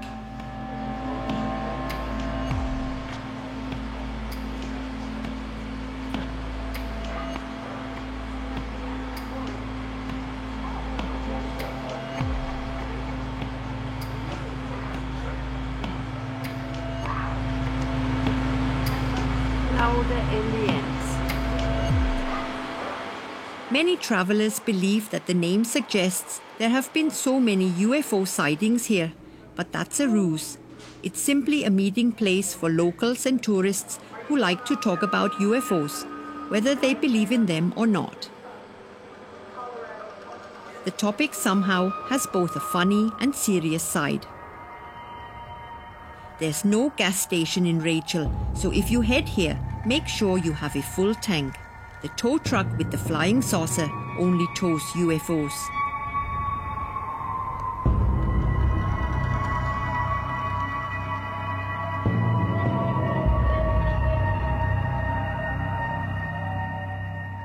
The Oxcart program. The plaque here commemorates the A-12, the predecessor of the Lockheed Blackbird SR-71. It is a Mach 3 speed, very high-flying, twin-engine reconnaissance aircraft.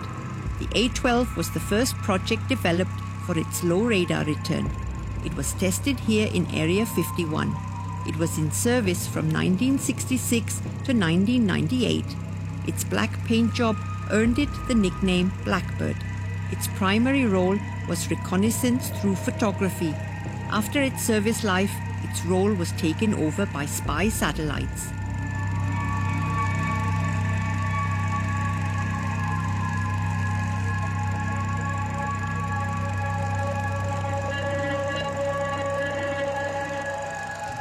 The producers of the film Independence Day donated a time capsule to the city.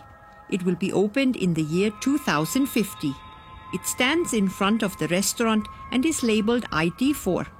The capsule contains various items related to UFOs and the topic of extraterrestrials.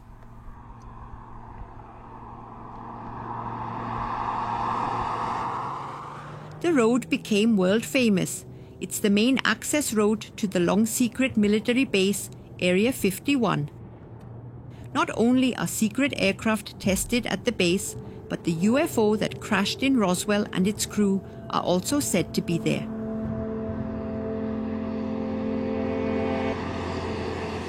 There are two entrances to the secret Area 51. I'm told the north entrance branches off quite close to Rachel. Turn right at the stop sign onto the gravel road and then go straight for 8 miles. Cell reception is virtually non-existent, so you should watch out for grazing cattle and cows to avoid hitting them. There's no help out here.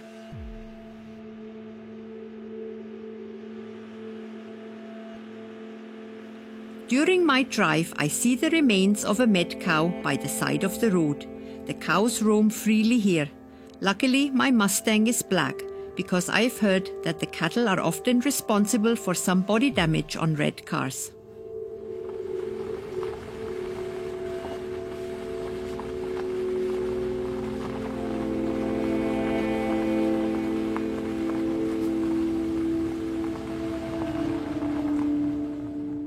And then, on the horizon, something blocks my path and prevents me from continuing. Could it be the North Gate? There's no one anywhere, just warning signs and cameras, all suddenly turning in my direction. The actual base is about 30 kilometers away, not visible from here, behind a chain of hills on the horizon. Despite heavy security, there was an attack on the base from here. Called on Facebook as a joke, over 1.5 million people had volunteered to take part. They wanted to storm the north entrance of Area 51. At 3 a.m. in September 2019, the time had come. The maneuver Storm Area 51 started, but of the millions called up, only about 2,000 people showed up at the gate. A few tried to get in, but the first barbed wire prevented them from getting any further. Behind the gate, there is another back gate. If visitors get too close to the gate, a horn sounds and warns them to move away.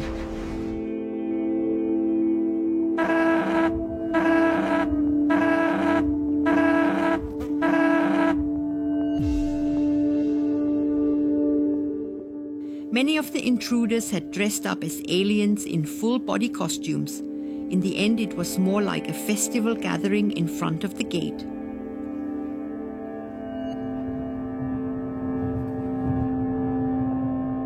I had a lot of respect for the place and quickly made my way back to Rachel. Back on the ET highway, I also want to visit the south entrance, a turnoff as the only point of reference within a radius of several kilometers. The black mailbox belonging to Farmer Steve Medlin once stood here and was the signpost for UFO fans to the south entrance. Nowhere else in the world has a mailbox achieved such fame as this one. The hype surrounding the legendary black mailbox is so great that the mail from the mailbox and even the entire mailbox itself has been stolen several times. For many UFO fans, it is the meeting place for UFO hunts, because it is the only clue in the landscape of nothing. Rumor has it that secret messages between agents and the military were also exchanged there, but I think that belongs more to the realm of fantasy.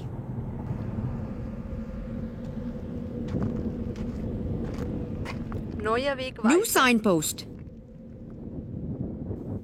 In this letter from 1998, the US Air Force responds to an inquiry about Area 51. They deny the existence of a secret military base. The US government only acknowledged the existence of Area 51 in 2013.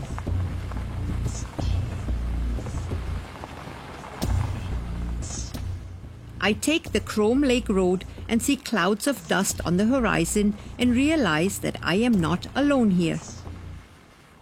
Chrome Lake Road leads directly to the south entrance of Area 51. This entrance is also the main gate.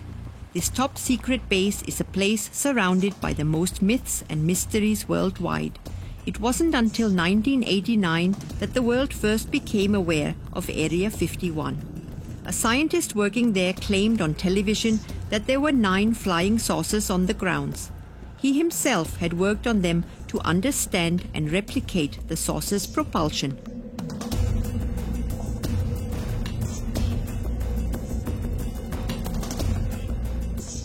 The birth of myths and stories began, and TV series like The X-Files also supported the theories.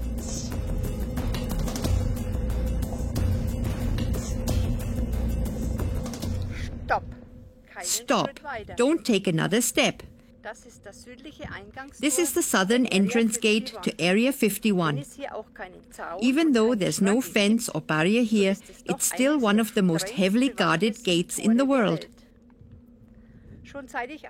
Ever since I turned onto the gravel road, I've been under surveillance by cameras, sensors in the ground, or the special unit watching me right now. If I were to take a single step beyond this border now, I would be arrested immediately. The existence of Area 51 has been confirmed by the CIA, and UFO researchers suspect that it contains debris from saucers and even frozen bodies of aliens. These are being studied there under strict secrecy. Allegedly, the facility contains secret film studios where the Apollo moon landings were filmed. The warning signs actually state everything quite clearly. Even if you drive further, they warn you that you can be shot completely legally. The road winds another 30 kilometers through the mountains until you reach the first hangar. The base is called Chrome Lake. It's located in a dried-up salt lake. It was built by the CIA in 1955 and eventually handed over to the US military. This is where the lifeless bodies of the aliens from the 1947 UFO crash in Roswell are said to have been brought. As I leave the most heavily guarded gate in the world, a white Ford pickup truck follows me. They're camo dudes. They're so named because they wear camouflage. They're ex-Navy SEALs and aren't squeamish about dealing with Earthlings. My heart is beating a little faster. Did I do something wrong?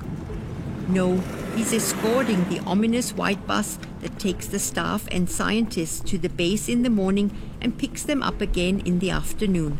The line between tourist and terrorist is very thin out here.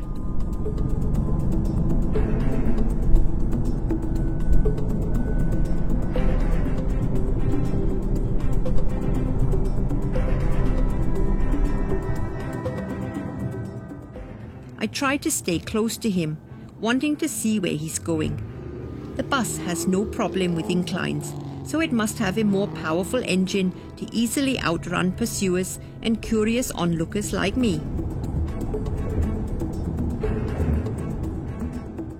The bus slows down and stops for the first time in Crystal Springs. Here there's a small cluster of houses. Workers get off and a security guard signals us in a friendly but firm manner to move on.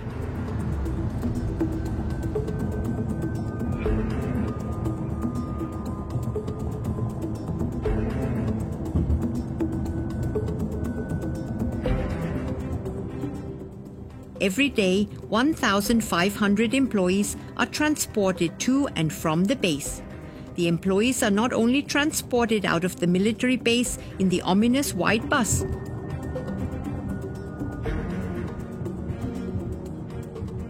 Workers who do not live in the immediate vicinity of Area 51 are flown out in a white Boeing 737-600 with no name markings and a red stripe, nicknamed Janet, and then land in a specially cordoned-off terminal at McCarran Airport in Las Vegas. It is heavily guarded and not open to tourists. Rumor has it that Janet is just an abbreviation for just another non-existent terminal. Rumor has it that the fleet includes 6 white aircraft.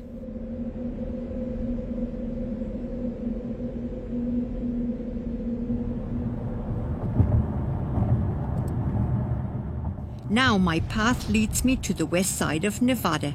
I'm looking for an abandoned place and museum. My journey takes me to the ghost town of Rhyolite. The first thing I visit here is an open-air museum.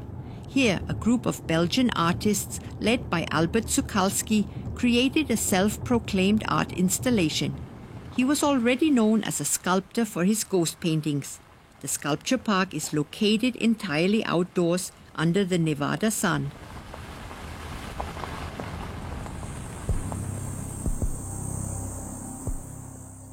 Ikara welcomes visitors.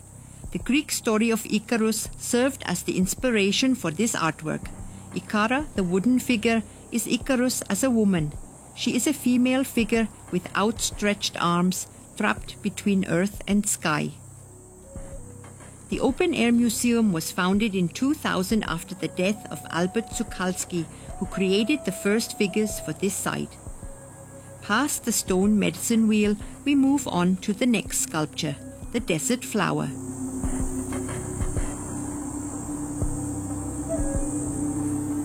The grounds are a pleasant place to wander, and each of the art sculptures is impressive in its own way.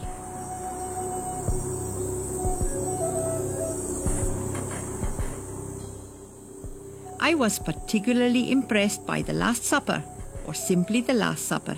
It consists of ghostly life-sized forms arranged like the Last Supper. The artist formed his figures by covering living people with plaster-soaked burlap. Until the plaster dried, the rigid shroud stood up on its own. The heat in this area helped shorten the waiting time. He then covered the shrouds with fiberglass to make them weatherproof. The ghosts simply stand in the landscape without a fence. Originally, the artwork was only intended to last for 2 years, but it stayed longer and is now the focus of the exhibition.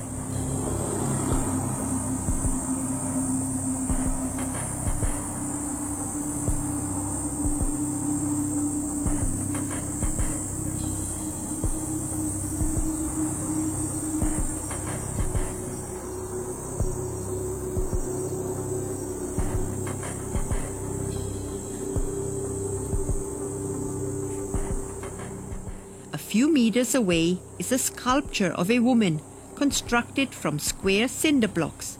It looks to me like it was designed by a bad 3D computer, and the pixels were arranged that way because the program couldn't display fine curves.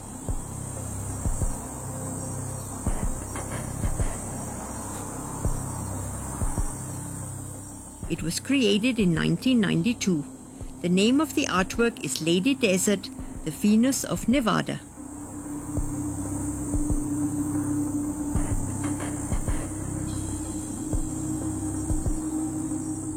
The Open Air Museum is open 24 hours a day, 7 days a week. However, the visitor center is usually closed until 2 p.m. due to the heat.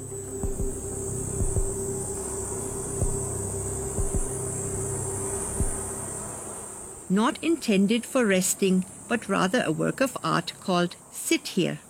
The mosaic sofa originally stood at the Discovery Children's Museum in Las Vegas. The sofa was created by an artist from Munich. A metal-clad gold prospector, Shorty Harris, greets me with a penguin outside the ghost town. The artist used the penguin to illustrate how alien he feels here in the Mojave Desert. The penguin is a kind of self-portrait. Shorty Harris founded the town Rhyolite.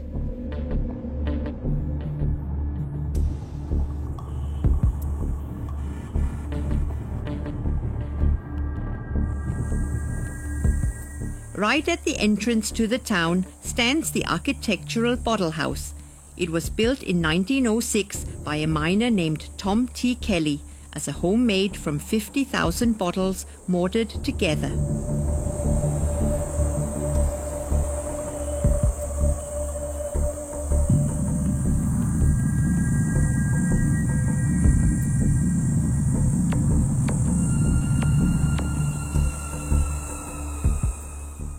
These were discarded beer bottles from a saloon in Rhyolite.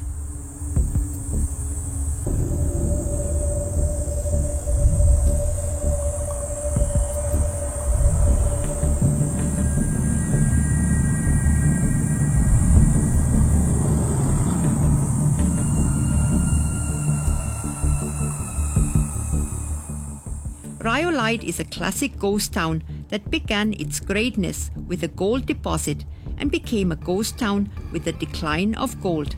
The town was founded in 1904 after Shorty Harris struck gold. It began with a two-man camp and grew within 2 weeks to a town of 1,200 residents. At its peak, 10,000 people lived here. There were 3 railroads, 3 newspapers, a power plant, hospitals, and 50 gold mines. For art lovers, there was even an opera house and a red light district. 19 hotels and 53 saloons once lined the main street here.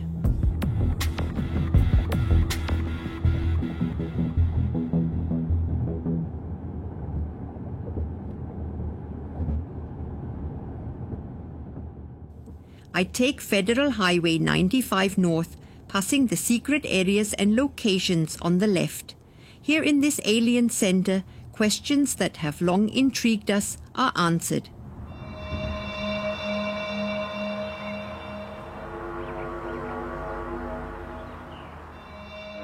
Next to the rest stop where travelers have been getting gas and food since 1945, there have been alien souvenirs inside since 2017, such as an alien driver's license and answers to all alien questions.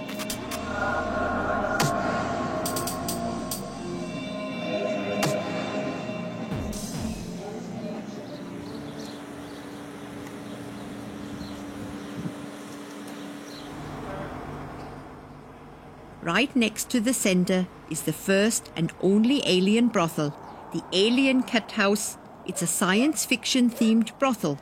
There's a long bar and many rooms where you can live out your wildest extraterrestrial fantasies. The most popular room is the Alien Abduction and Examination Room.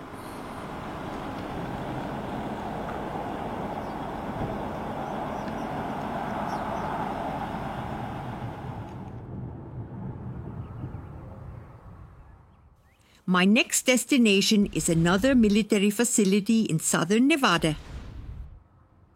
The Mercury Town sign. It shows me the way to a special facility. It's a testing ground.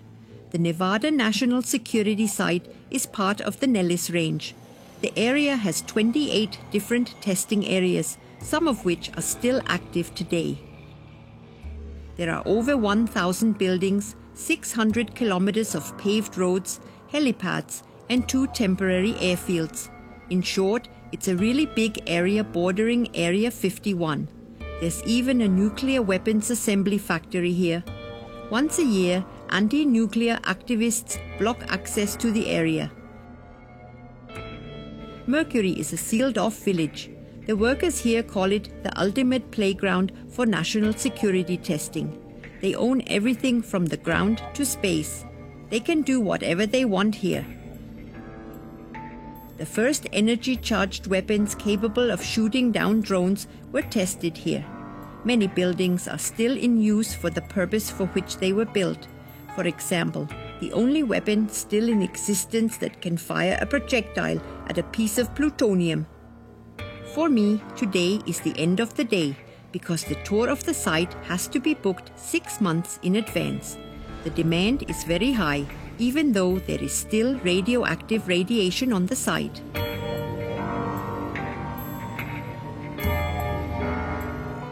Part of this test site was used for test aircraft drops long before nuclear tests.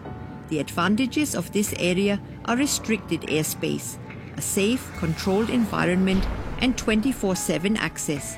And of course, plenty of sunshine and clear skies. The airspace is close to commercial aircraft.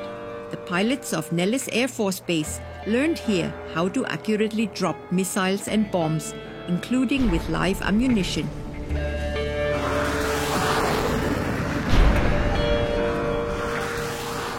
Here they have the opportunity to move themselves and their aircraft in a realistic, multi-dimensional combat environment and to put them in extreme situations. The pilots train tactics here and test electronic warfare equipment. Today, drones and anti-drone technologies are tested there. In short, it is the largest contiguous air and ground space available for military operations worldwide.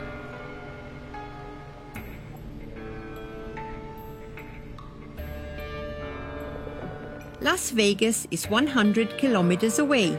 Nevertheless, it was a tourist attraction when nuclear tests were carried out in the area because tourists could see the mushroom clouds all the way to Las Vegas and feel the tremors on the ground.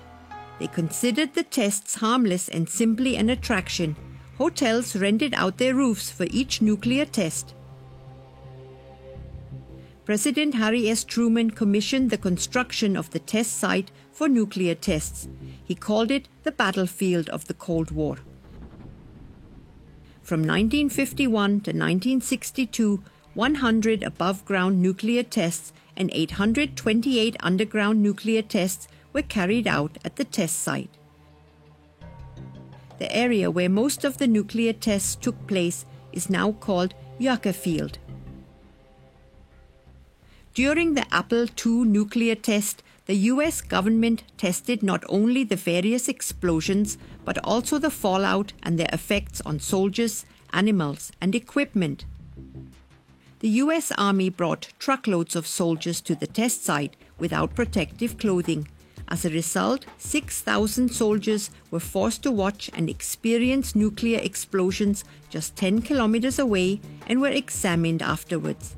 They were told that the atomic fallout could simply be washed off. The fallout of atomic particles could still be seen on cars and houses in Las Vegas.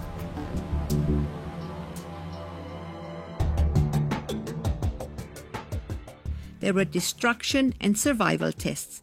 In 1952, there was a live TV and radio broadcast of a test for the first time. In the Apollo 2 test, houses and an entire typical American community were built at a distance of 3 kilometers.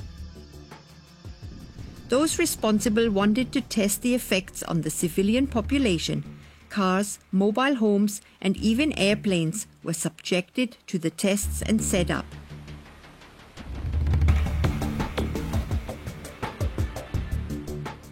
Mannequins, entire families with a variety of furnishings, including food, were placed in the various houses. A variety of building materials were also used to collect data on how to build something that could withstand a nuclear explosion.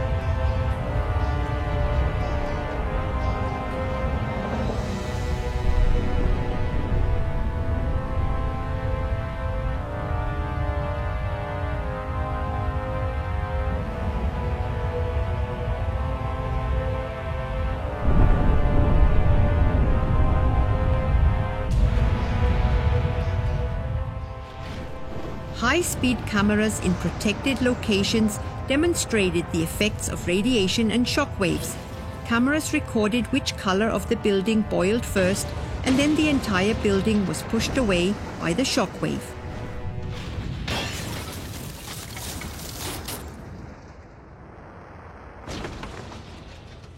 Neil Armstrong, Buzz Aldrin, and the crew of Apollo 11 inspected the test site for the lunar mission. The astronauts used the craters from the nuclear tests as simulated lunar craters. They tested television cameras and spacesuits. The training was so successful that the crew of Apollo 16 also trained there.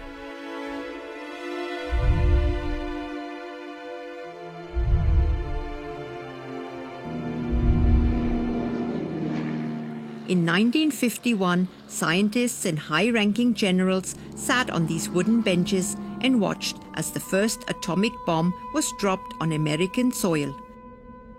Today, the Nevada test site is contaminated with radioactive material in the soil and groundwater, making it one of the most heavily contaminated sites in America. Nevertheless, hundreds of interested visitors visit the area every month for guided tours to see it up close. Relics left behind from the Apollo 2 test serve as memorials, demonstrating the effects of heat and blast.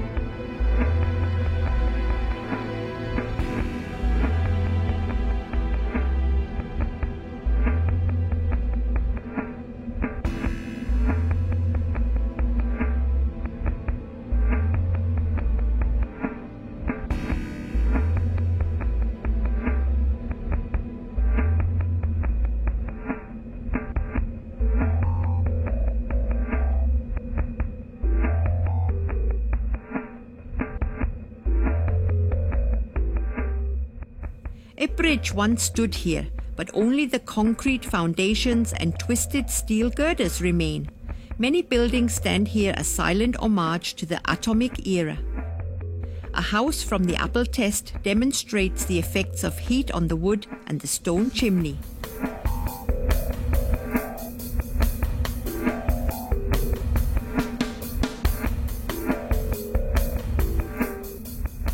Police officers and firefighters have also been training here since the bombing of the Murrow Federal Building in Oklahoma City. Until then, they didn't know how to use radiation detectors, and here, real radiation from an atomic bomb exists, which they can measure.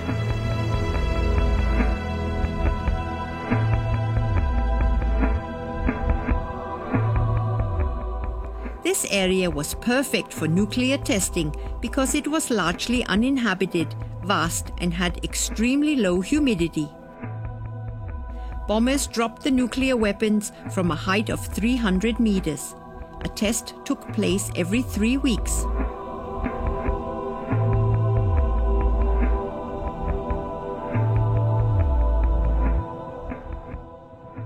With lasting impressions, my journey continues north.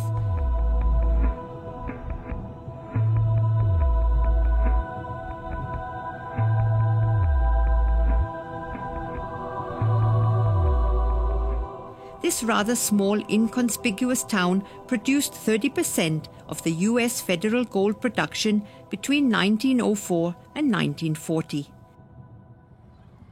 A famous resident at the time was Wyatt Earp. In 1923, after an explosion in a moonshine distillery, a huge fire broke out and destroyed almost all the houses. Only a few historic brick buildings, like the courthouse, survived. In Goldfield, there is only one restaurant that serves a few hundred locals. This desert town is a meeting place for many test drivers of new cars. They mainly test the temperature resistance of the new vehicle models in the area. At night, there is nothing going on the streets of Goldfield because the ghost of Elizabeth haunts the entire town, walking from the hotel.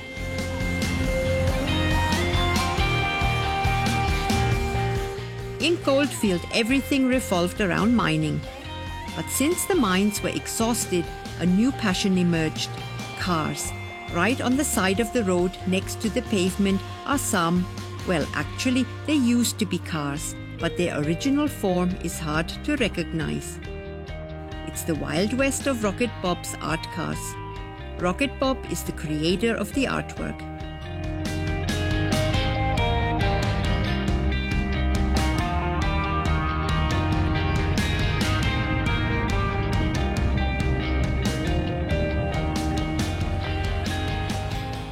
A narrow dirt road leads me to the place I was so eager to visit, the International Car Forest of the Last Church.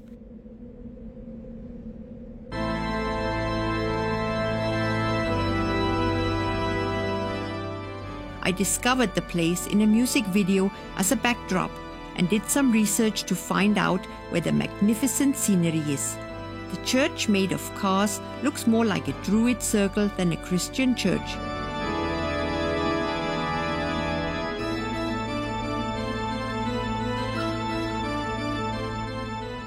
The car forest is the result of two artists who happened to see a wrecked car tiptoeing over a cliff. They wanted to break the Guinness World Record for the largest car forest in the world. In fact, there is no such record in the book. In 2011, it grew to include 40 cars, trucks, vans, and even a school bus. From the air, the area looks like a giant baby has emptied its toy box of Matchbox cars. Some of the cars have simply fallen on top of each other.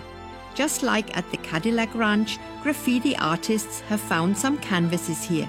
It has now become an open-air art gallery. It somehow reminds me of the atmosphere at Burning Man.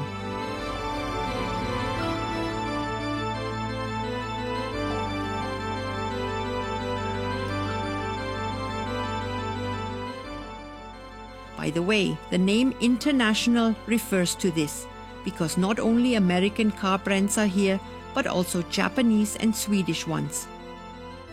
Not only video shoots have taken place here between the cars, music bands also perform here, and the backdrop provides a fantastic amphitheater for the audience.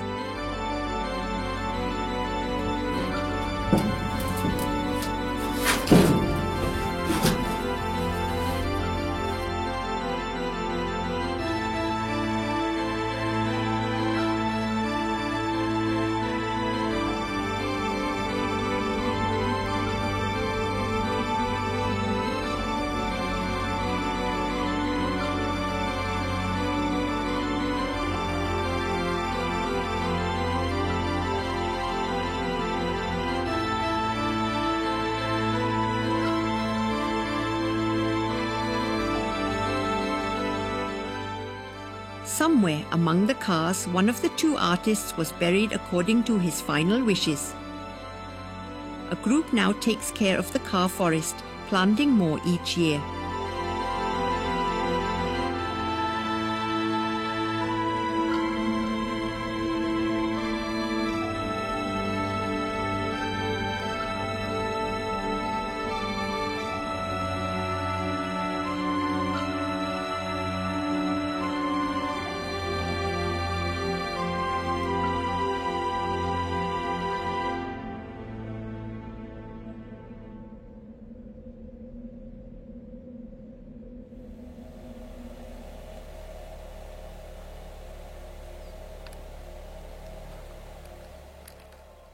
Now I'm driving from the end of the ET highway toward Rachel, a road that's perfectly straight and barely requires any steering input.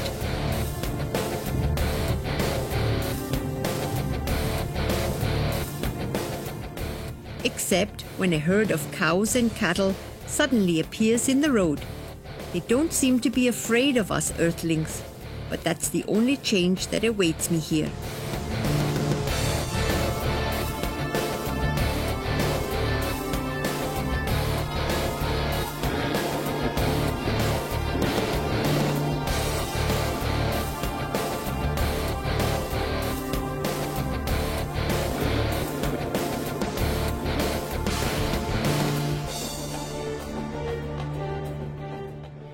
As I drive, a rocket rising steeply catches my eye. I slow down and realize it's a turnoff to the Tonopah Test Range, also known as Area 10. The test site was originally used for weapons and missile testing and was closed to the public in 1956. The military tested captured Russian aircraft here. Later, the F-117 Nighthawk stealth bombers were serviced in a hangar here. The Tonopah Test Range is located about 110 kilometers northwest of Area 51. The reliability and development of fuse launch systems and the testing of delivery systems for nuclear weapons were tested here.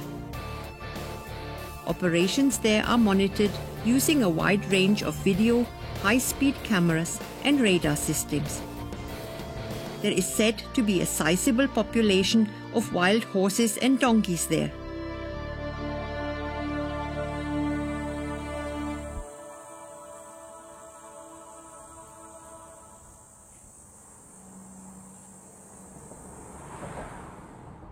On my drive back to Las Vegas, it's already getting dark. I'm surprised at how quickly the temperature is dropping. There are no street lights along the entire route. In my headlights, I spot a black mailbox. The black mailbox is now in a different location. Of course, it has a little extra compartment for alien mail. As I look over the box, I see the amazing sunset in the desert.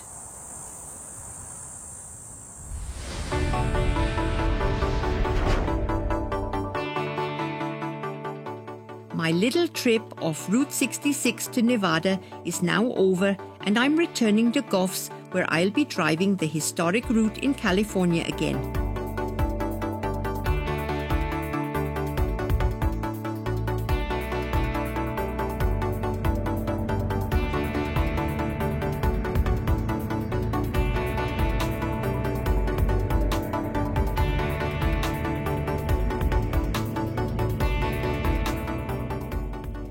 The railway accompanies me alongside the road for quite a while until I reach a small hill.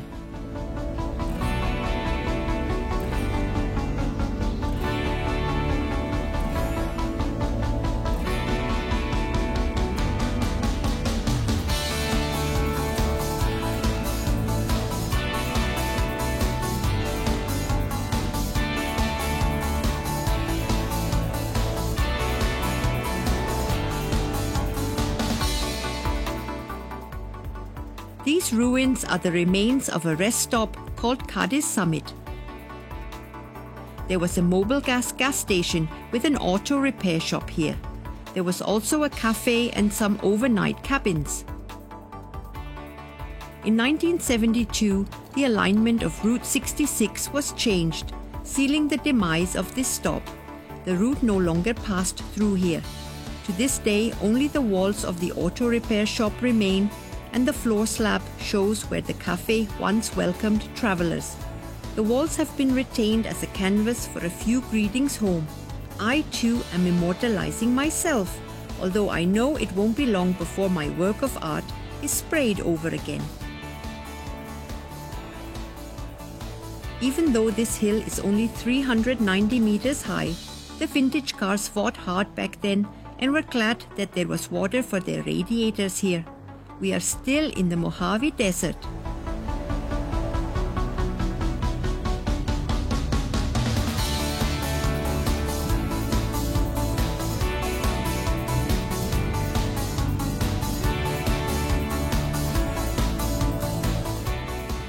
I keep encountering biker tours that travel the route with a support vehicle.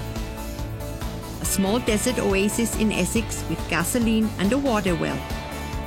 Gas prices are extremely high here, and I'm lucky that my Mustang doesn't consume much fuel when driving at a leisurely pace. It's written in 3 big letters that there's gasoline here. It's amazing how many small towns like this have survived off Route 66 here in the desert.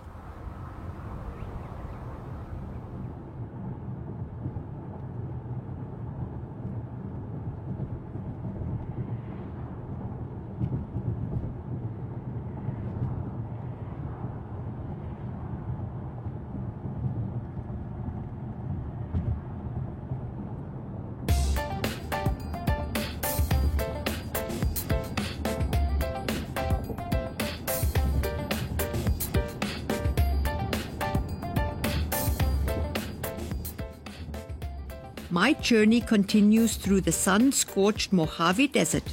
On the left, I see a white Chinese lion and lioness standing in the sand. The lion originally represents strength and power. The lioness represents the prosperity of the offspring, growth, and well-being. These two lions are guardian lions. They stand there waiting for something or someone. They were first discovered in 2013.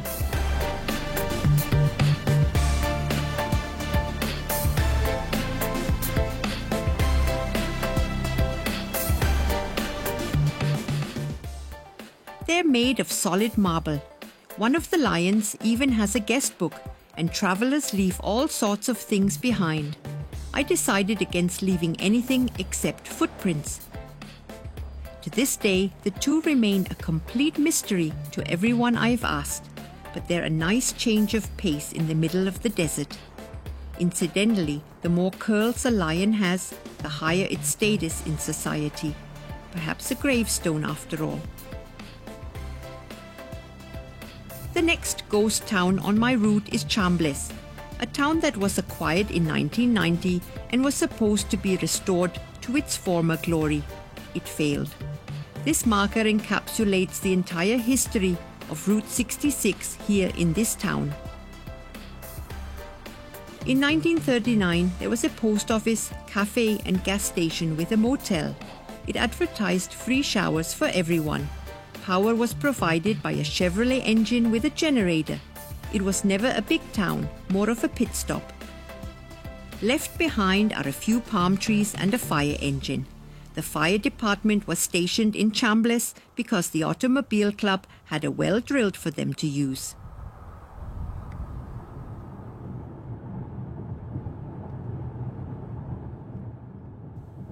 The Roadrunner Retreat, a gas station, restaurant and cafe. The cafe partially burned down and finally closed completely in 1995. It is a gas station in the Googie style of the 1960s with an iconic Route 66 neon sign. The neon sign stands 9 meters high. Unfortunately, the Roadrunner's head is missing. It adorned the top of the sign and spun in the wind. The Roadrunner's legs glowed alternately, making it look as if it were running. It's a postcard motif. This is probably why the restaurant, disguised as the Expressway Diner, played a role in a 1986 Dodge Daytona TV commercial. The historic route at the time ran right past the gas station and restaurant. The owner wanted to revive this stop, but California laws were too strict regarding underground gas tanks. Therefore, this stop will likely remain a relic of Route 66.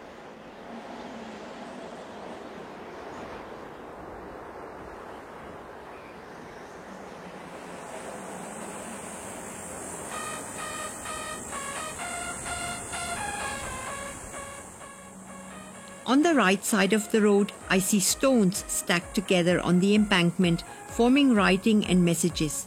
A piece of public art. Someone probably started it and many are copying it.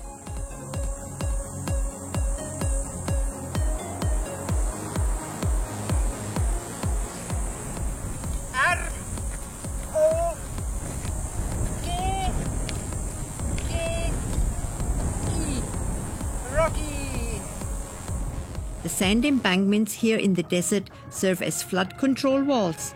When it rains, they divert water away from the road and into the riverbed. It's important that anyone who picks up a stone pays close attention to what's underneath. You never know what kind of animal might be lurking there.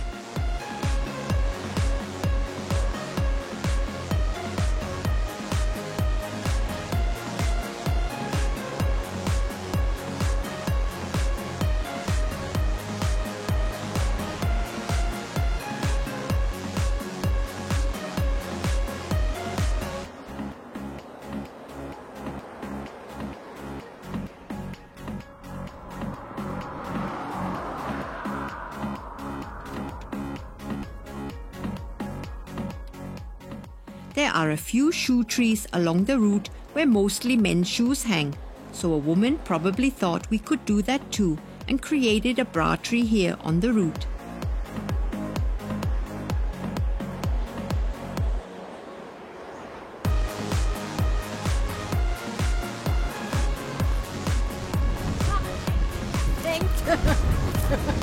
Alles da oben hängt.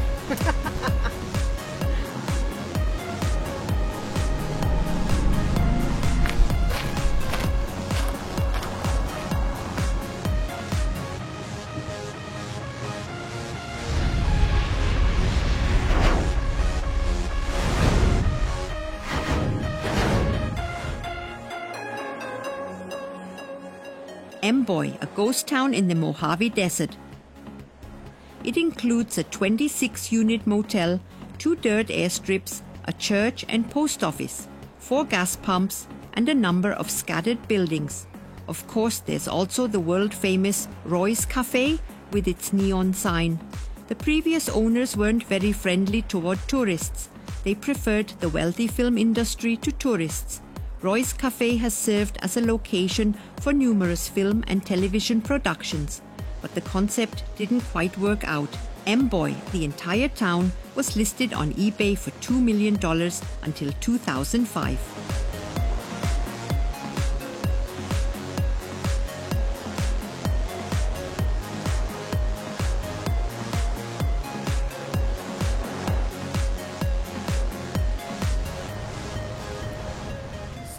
I visit the shop.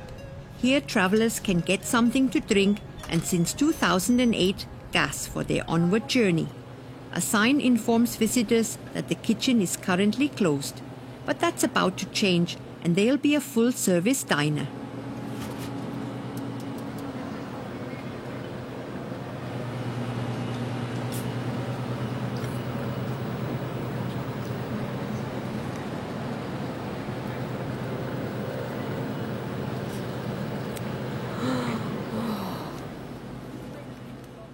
The guest book at the counter also shows what else you can do here.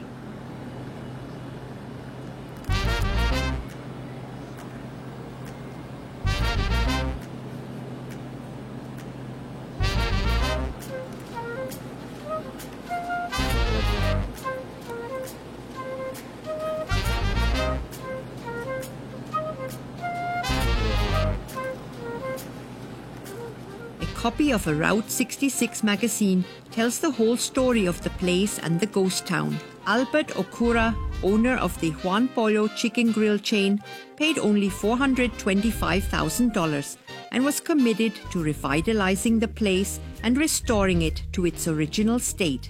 He described himself as a private preservationist and art patron. Sadly, he passed away in 2023, far too soon before he could rebuild everything.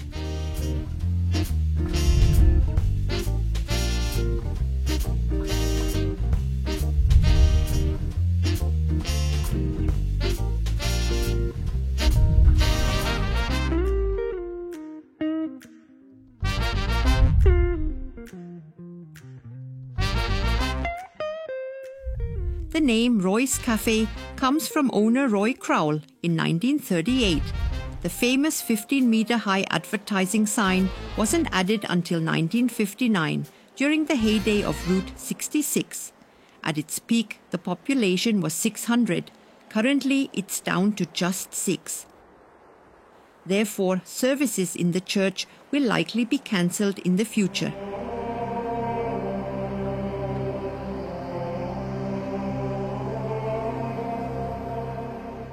It was consecrated in 1951. It was designed to seat 100 people. At that time, approximately 40 Catholic families lived in the area. Roy Crowell donated the land for the church at that time. The mural above the altar was painted in 1960 by a Marine. He served in the region during World War II in General Patton's army, while training here for desert warfare. The painting indicates that the church was named after Saint Raymond of Penafort, the patron saint of canonists. Unfortunately, the artist never signed his work. Right next to the church is the parish hall where singing took place. I'm surprised by its condition, given that the church has been closed for over 50 years, but I still see potential for revival. St. Raymond Church was closed in 1970 and the property was returned to Ray Crowell in 1981.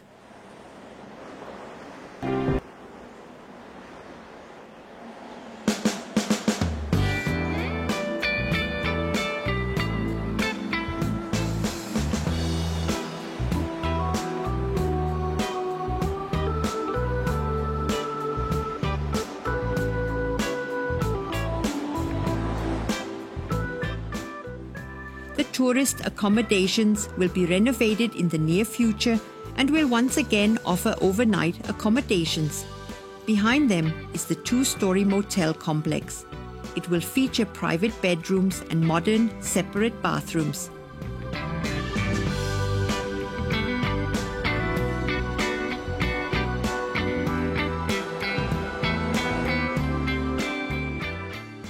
A sign points to the former school here. There were only 2 classrooms, one for 1st through 4th graders and the other for 5th through 8th graders. The school closed in 1999 due to a lack of students.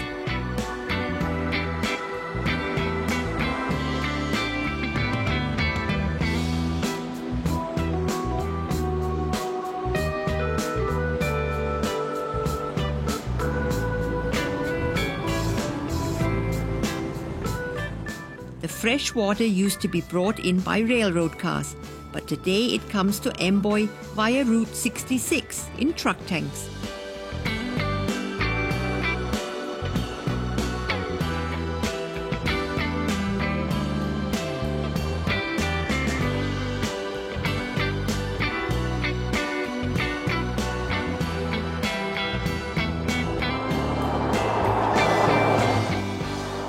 Once a large, stately tamarisk tree, until passers-by began hanging their shoes from its branches.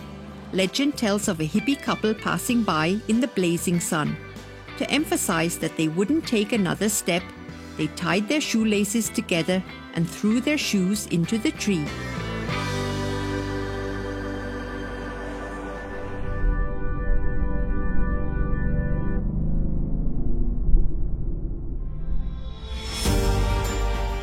In the next episode, I'll show you another film set. Out of Rosenheim was filmed here. Visit the remains of a lady of eroticism, the Pasum girl, and guide you through the Bottle Tree Ranch.